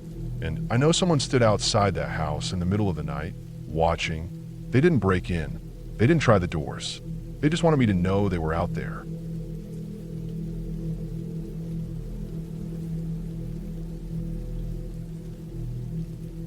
A friend of mine let me use his family's cabin for a weekend. It was out in the Oregon woods, a few hours from any major town. He said no one had used it in months, and that I'd have the whole place to myself. I was looking forward to some quiet time. No phone, no work emails, just peace. The cabin was old but solid, tucked into the trees near a narrow dirt road. It was one of those places where everything creaked and though it smelled like rain and time. There were no neighbors, no cell signal either. That was part of the charm. When I pulled up late Friday afternoon, the first thing I noticed was that the front door was already slightly open. Not wide, just enough to make me stop for a second. I didn't think too much of it. I figured maybe my friend or someone in his family had been there recently and forgot to pull it shut properly. It wasn't like the place was in a high-crime area. Still, I felt uneasy. I stepped inside and called out, but it was quiet. Just the faint ticking of an old clock somewhere in the living room. Inside, it looked untouched. Dust sat in thin layers on the shelves, and there were cobwebs in the corners of the ceiling. The living room had an old couch with a worn quilt draped over the back, a fireplace, and a bookshelf filled with yellowed paperbacks. The kitchen had a few rusted pans hanging on the wall, a small propane stove, and a narrow table with 2 chairs. I checked every room, just 2 bedrooms and a small bathroom. Everything looked like it hadn't been used in months, just like my friend had said. But then, in the bigger bedroom, I noticed something that didn't match. In the corner near the window was a pile of clothes. Not folded, not packed away, just a crumpled pile like someone had dropped them there. Jeans, a hoodie, socks, underwear. They weren't covered in dust. In fact, they looked and smelled recent. The socks were damp, like someone had taken them off after sweating in them. There was also a water bottle half full sitting beside the bed. It wasn't mine. I hadn't brought any of that. That's when I started feeling that tight pressure in my chest. I opened the closet, empty. I checked under the bed. Nothing but dust bunnies and an old shoe. I went back out into the hallway and opened the door to the crawl space under the cabin, which was near the kitchen. The air that came up smelled damp and earthy, like rotting leaves. I grabbed the flashlight from my bag and pointed it downstairs. The crawl space was low. You couldn't stand upright in it, and stretched under the whole cabin. In one corner, on a slab of plywood, was a rolled-up sleeping bag. Next to it, a crumpled plastic wrapper from a granola bar, the kind you get at gas stations. There were also 3 empty water bottles and a pack of cigarettes. No signs of anyone there now, but someone had definitely been living there. Maybe still was. I backed out slowly and closed the door. Then I locked it. I went back and checked the front door again. I locked that too. Same with all the windows. I double-checked every single one. I tried to tell myself maybe it was just some hiker or someone who stumbled on the place and took shelter. It was possible, but that didn't help much when night fell. It got cold after dark. I lit a fire in the fireplace and sat on the couch, reading one of the old books from the shelf, but I couldn't focus. Every creak in the wood, every gust of wind outside made me stop and listen. The forest outside was dead silent. Not even crickets, just the occasional rustle of leaves or snap of a twig. At around 10 p.m., I shut off the lights and lay in a smaller bedroom. I didn't want to sleep in the room with the clothes. I kept my flashlight and a kitchen knife next to the bed, just in case. I don't know when I fell asleep, but I remember waking up to the sound of wood creaking. At first, I thought it was just the cabin settling, but it was rhythmic, slow, like footsteps on a front porch, one at a time. The kind of slow steps someone takes when they're trying not to be heard. I held my breath and sat completely still in the dark. The footsteps stopped for a moment. Then the doorknob started to rattle. Not violently, just a slow, soft turn, like someone was trying to open it gently. I didn't move. I didn't make a sound. My heart was beating so hard I was afraid whoever was out there would hear it. The rattling stopped. Silence. Then I heard another soft creak, like someone shifting their weight on the porch. And then, nothing. I stayed frozen like that for what felt like an hour. Every time I thought about getting up to look, I imagined the door opening and someone walking in. Eventually, the exhaustion got to me. I must have dozed off because I woke up again to gray light coming through the window. It was just past 6 a.m. The first thing I did was grab the flashlight and go out front. The air was crisp and the ground was damp from dew. I looked down at the dirt near the porch, and that's when I saw them. Footprints. They were clear, pressed deep into the earth. A pair of them. One set led up the steps. Then they stopped at the door. No prints leading away. I looked around the cabin. Nothing else disturbed. No sign of forced entry. But those prints weren't mine. They were wider and longer. Whoever they belonged to had stood there, just outside the door, listening, watching. I packed up immediately. I didn't even eat breakfast. I left the firewood stacked, the beds unmade, everything as it was. I locked the door behind me, though I wasn't sure what the point was anymore. As I drove back down the dirt road, every time I passed a clearing or a shadow between trees, I felt like someone was standing there just out of sight, watching the car go by. I called my friend as soon as I hit cell service. Told him everything. He swore no one in his family had been up there. Said he'd call his uncle to go check it out. I never heard anything else after that. Never found out who had been staying under the cabin. Never found out who walked up to the door in the middle of the night. I haven't been back. I won't go back. Sometimes I still think about those footprints, about how they stopped right at the door. No prints going back down. Like whoever it was hadn't left. Like they were still there when I woke up, just waiting.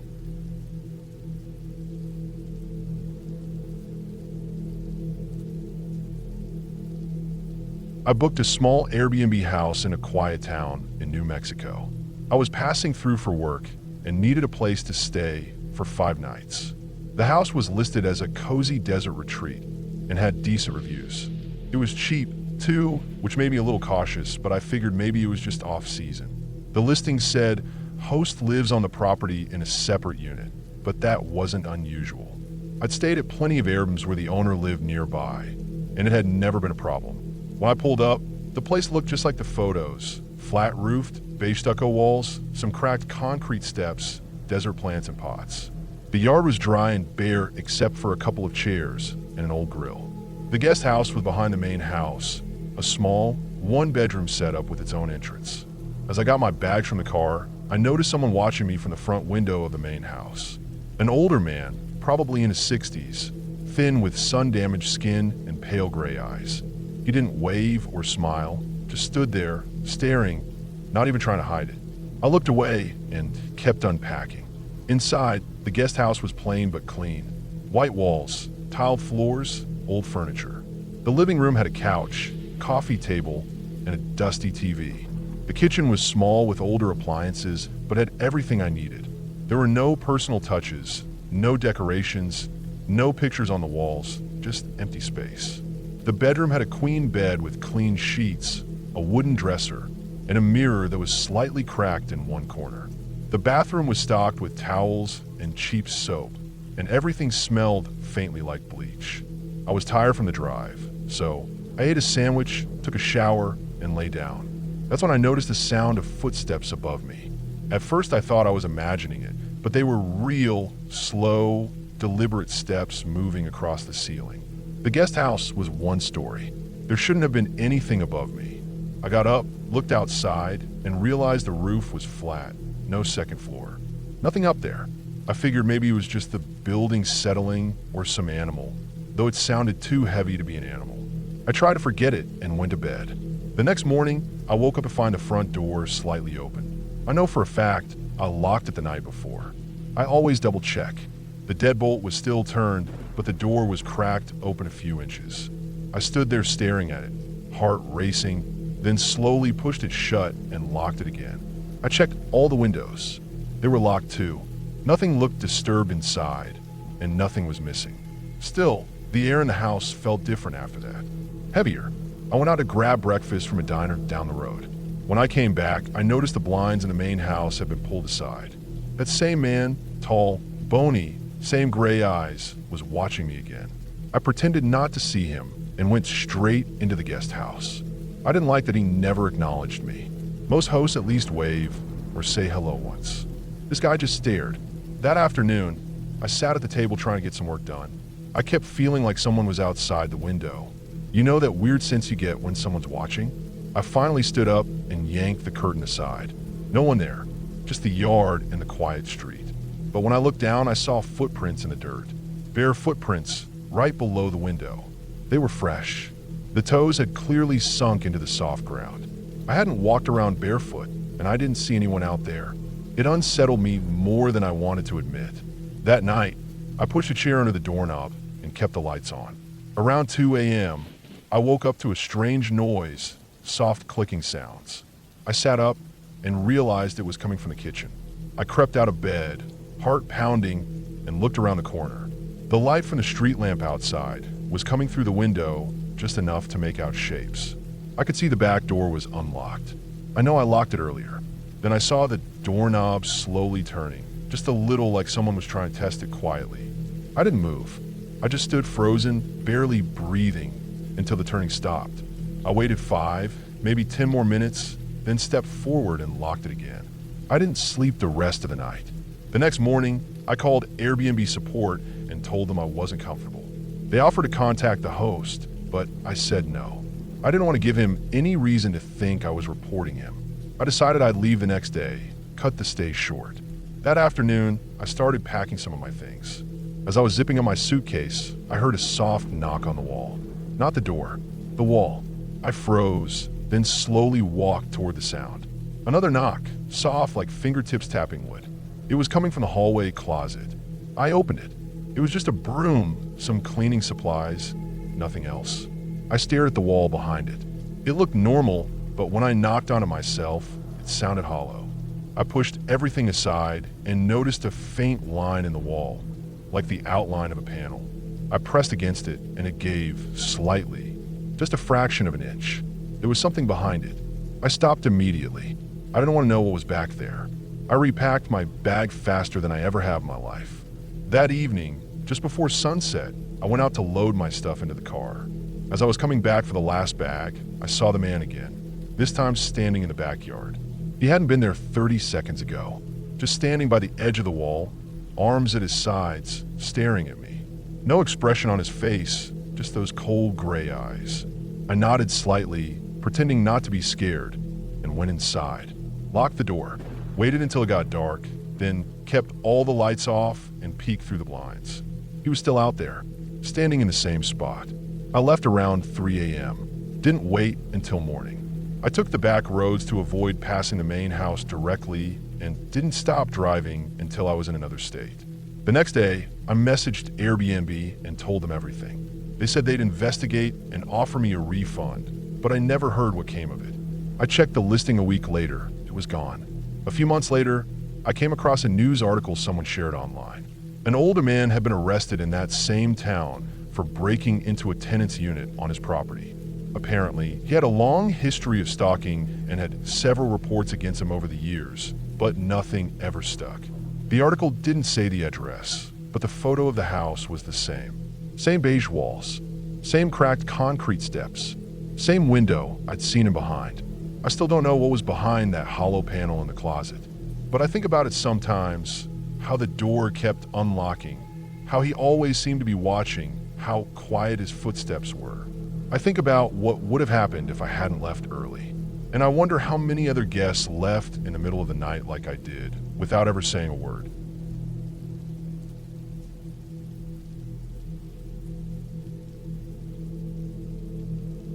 I booked the Airbnb cabin in northern Maine because I needed to get away from everything. No city noise, no notifications, no distractions. I was behind on my manuscript and figured a week alone in the woods would help me focus. The photos showed a small, boxy structure with bare drywall, exposed beams, concrete floors, and minimal furniture. There were no decorations, no fancy finishes, just a chair, a table, a bed frame with a mattress. It looked raw, stripped down, but I liked that. I thought it would help clear my head. The listing said it was perfect for writing and relaxation, and the host described it as intentionally minimalist with an unfinished aesthetic. I took that to mean it was a style choice, something trendy. The price was low, and the reviews were sparse. Only 3 of them, all from months ago, but they were positive and I didn't think twice.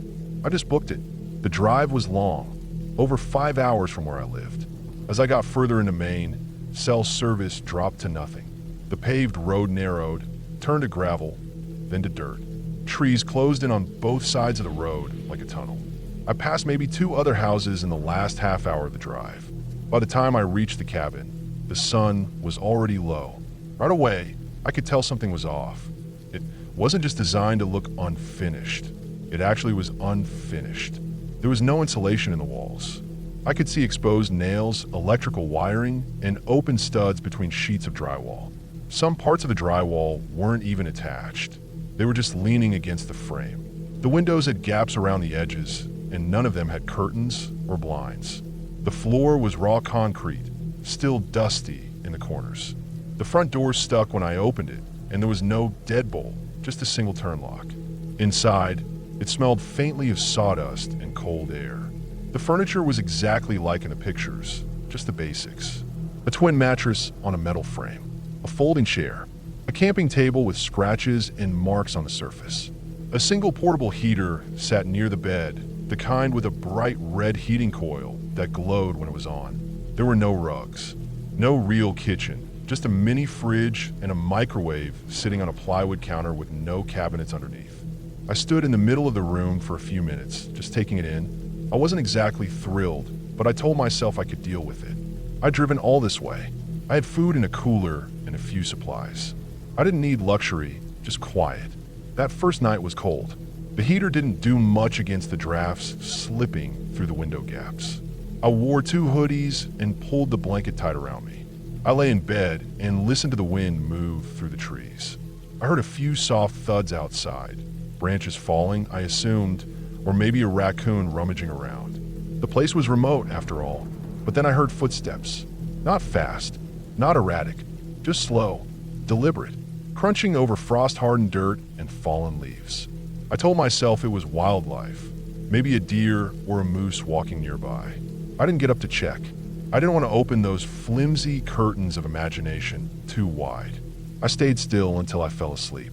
The next day, I wrote for hours. The isolation helped. No distractions, no noise except for the occasional gust of wind against the walls. I made coffee, microwaved some canned food, walked a short trail near the edge of the property. I didn't see a single other person or even a car. No planes overhead. It was dead quiet, peaceful, but in a way that started to feel unnatural. That night, the footsteps came back. It was later this time, maybe 2 a.m. I just turned off the heater to give it a break when I heard the crunch of something outside again. This time, slower, measured, closer to the cabin than the night before. I held my breath and sat up in bed, straining to hear. I couldn't tell where the footsteps were coming from exactly. It sounded like they circled the cabin. Then I heard a tap, a small, soft tap, right against the glass of the window near the table. Not like something falling, not like a branch brushing past. It was rhythmic, controlled, like a fingertip. I froze. I didn't get up. I didn't even reach for my phone. I had no service anyway. I just sat there in the dark, heart pounding. After a few seconds, I reached out and turned off the little lamp on the table beside the bed. I sat in total darkness. My eyes slowly adjusted, and I could see the faint shape of the window across the room. I watched it for what felt like an hour. Nothing moved. No more tapping. But then I heard the front door handle jiggle. It wasn't subtle. Someone turned it once, then again, then stopped. I stayed completely still. I didn't move a muscle. The door never opened. The sound stopped as suddenly as it started. After a few minutes, I got up and slid the small table in front of the door. Not that it would have stopped anyone, but it made me feel a little better. I didn't sleep the rest of the night. The next morning, I walked the perimeter of the cabin. The ground was frosted, and sure enough, there were footprints in the dirt leading from the edge of the trees to the window and around to the front door. Big ones, size 12 or 13, maybe even larger. Way too big to be mine. I wear a 9. The boot prints were deep and fresh. They hadn't been there the day before. I was sure of that. Near the woodshed, I found 2 cigarette butts and a plastic snack wrapper, crumbled and tucked half under a pile of dead leaves. They looked new, clean. The filter on one of the cigarettes was still white. I took pictures of everything, the prints, the trash, even the marks on the window where the tap might have happened. I thought about calling the host, but there was no signal. I drove a few miles out until I got a single bar and texted him. I told him someone had come by the cabin during the night, tried the door, and left trash behind. His response came a while later. One line, asterisk, the contractor sometimes comes by without warning. Sorry about that. Asterisk, that was it. No explanation. No apology for the scare. No reassurance. Just a shrug. I didn't wait for another night. I packed up my things, threw everything into the car, and left by noon. 5 hours back on the road, and I didn't relax until I saw traffic again, until I passed a gas station and saw people. I never got a refund. The host stopped responding after that. The listing stayed up. Same photos, same description, perfect for writing and relaxation. I checked the reviews again a few weeks later. One new one had been posted. It was vague, positive, said nothing about the state of the cabin. I don't know who was outside that night. Maybe it was the contractor. Maybe not. But the way the footsteps moved, the timing, the cigarette butts, it didn't feel like someone checking in on the property. It felt like someone watching it. I still think about that moment. The sound of the door handle turning, twice, slow and quiet. Not knocking, not calling out, just testing. I still see that window in my head. The bare glass. No curtains, no privacy, just open to the dark.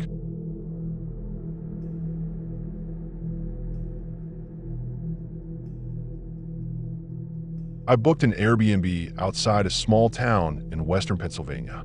It was supposed to be a quiet place where I could focus and get away for a bit. The listing showed a one-story house, kind of like a ranch-style home, with trees around it and a gravel driveway. The photos made it seem clean and minimal. Plain furniture, hardwood floors, a little deck out back. It wasn't far from a lake, and the description said it was peaceful with no neighbors in sight. That was what I wanted. No noise, no people, just space. I drove up from Pittsburgh, a little over 2 hours. The highway was fine, but the last 30 minutes were just narrow country roads, twisting through woods, past rundown barns, empty fields. I stopped for gas in town before heading to the house. It was late afternoon when I got there. The sun was low, and the shadows through the trees stretched long across the gravel. I parked in front of the house. It looked exactly like the photos, white siding, green shutters, a porch swing that creaked a little in the breeze. The area around the house was quiet. No other homes close by. I could see the woods behind it stretching out for miles. Self-check-in. The lockbox was easy. I got inside and did a quick walkthrough. It was small, living room, 1 bedroom, kitchen, bathroom. No basement. There were a couple windows without curtains, but everything felt clean. Sparse. The kind of place you'd expect to see if someone was fixing it up slowly, but still renting it out in the meantime. There was a heater, a wall unit, and a ceiling fan. The fridge worked, the water ran cold. I unpacked a little and sat on the couch with my laptop, feeling okay about everything. That first night was uneventful. I made some pasta, watched a show on my tablet, then went to bed early. It was dead quiet out there. No cars, no wind, nothing. Just silence. I remember laying in bed and realizing I couldn't even hear insects. I thought maybe it was just the cold keeping them away. I slept straight through. The next morning I made eggs and sat out on the deck with coffee. The view was nice, just trees. No trails, no signs of anyone else around. I wrote for a few hours, went for a short walk down the road, then came back and read a bit. By evening, I noticed the porch light wasn't working. I flicked the switch a few times and nothing happened. I thought maybe the bulb had burned out, so I made a note to mention it in the review. That night, I had a little trouble sleeping. I kept thinking I was hearing something outside, like soft crunching on gravel. Not loud, just movement. I got up around 2 a.m. and looked out the window. It was pitch black, except for some faint moonlight. I stood there for a while, half expecting to see a deer or something, but there was nothing. I told myself it was probably just a raccoon or some kind of animal, and went back to bed. Still, I locked the bedroom door, even though I was alone in the house. The next day, something felt different. I went out to the car to get a charger I'd left, and I noticed little pebbles scattered across the hood. Weird, because it hadn't rained, and there weren't any trees directly above the car. I brushed them off and looked around the property, but there was no one. Still quiet, still peaceful. But that unease was in my chest now, a kind of tightness that wouldn't go away. Around noon, I heard a knock. Not on the front door, on the side of the house. Just one knock. Solid. I froze. I waited, heart thudding. I didn't move. I sat at the kitchen table for what felt like 5 minutes, staring at the wall. No footsteps, no voice, just that knock echoing in my ears. I got up, slowly walked to the side window, and peeked through the edge. No one. Nothing. The trees swayed a little, but the gravel and the grass were still. I told myself it could have been a branch or something falling against the siding. I want to believe that. I needed to. That evening I triple-checked all the locks. The door, the windows, I even shoved a chair under the knob of the back door. I turned all the lights on, even the ones in rooms I wasn't using. But the porch light still didn't work. At around 11 p.m., I heard something again. This time it wasn't a knock. It was like someone brushing against the siding, a slow drag, like a coat sleeve sliding across wood. I sat there, frozen on the couch, not even breathing. I didn't check. I didn't want to know. I stayed in the living room, lights on, pretending I didn't hear it. Eventually, I forced myself to go to bed. I locked the door again, turned on a white noise app on my phone, and left the light on in the hallway. I didn't sleep much. The next morning, I found something that made my stomach drop. On the back deck, near the step, someone had left a small stack of stones. 3 of them, perfectly balanced, and I knew they hadn't been there the day before. I would have seen them. I just stood there, staring at them, heart pounding. They weren't decorative. They weren't there by accident. Someone had placed them there. I backed into the house, locked the door behind me, and sat at the table again. My mind was spinning. I knew I hadn't imagined it. That wasn't the kind of thing that just happened. I went over every possibility in my head. Kids messing around, a neighbor playing games, the host trying to scare me for fun. But the nearest neighbor was miles off. There was no one. I packed up my stuff slowly. I wasn't sure if I was overreacting. Maybe I was tired. Maybe I was letting my imagination run wild. But something felt wrong. Not dangerous exactly, but wrong, like I was being watched. I hadn't seen anyone, hadn't heard anyone clearly, but I felt it. That pressure, that awareness. I stayed one more night, out of stubbornness, but I didn't sleep. I stayed up with a flashlight and a kitchen knife on the couch, watching the front door, listening. Every creak in the floor, every gust of wind. I jumped at all of it. Nothing happened. Not that night. But the next morning, when I went out to load the car, the stones were gone. Not knocked over. Gone. No sign of them. I didn't even go back inside. I left the key in the box, started the car, and drove straight out of there. I skipped breakfast. I didn't stop until I was an hour down the highway. I pulled into a rest stop and sat in the car for a long time. It's been weeks now, and I still don't know what that was. Maybe it was someone who lives off the grid out there. Maybe they don't like people staying on that property. Maybe the host doesn't even know. Maybe someone was using that land before the Airbnb started. All I know is I wasn't alone out there. Someone was close, watching, testing me, maybe seeing how long I'd stay. I didn't leave a review. I didn't report anything. I just won't ever stay in a place that isolated again. Because if someone wanted to do something, really do something, out there no one would have found me.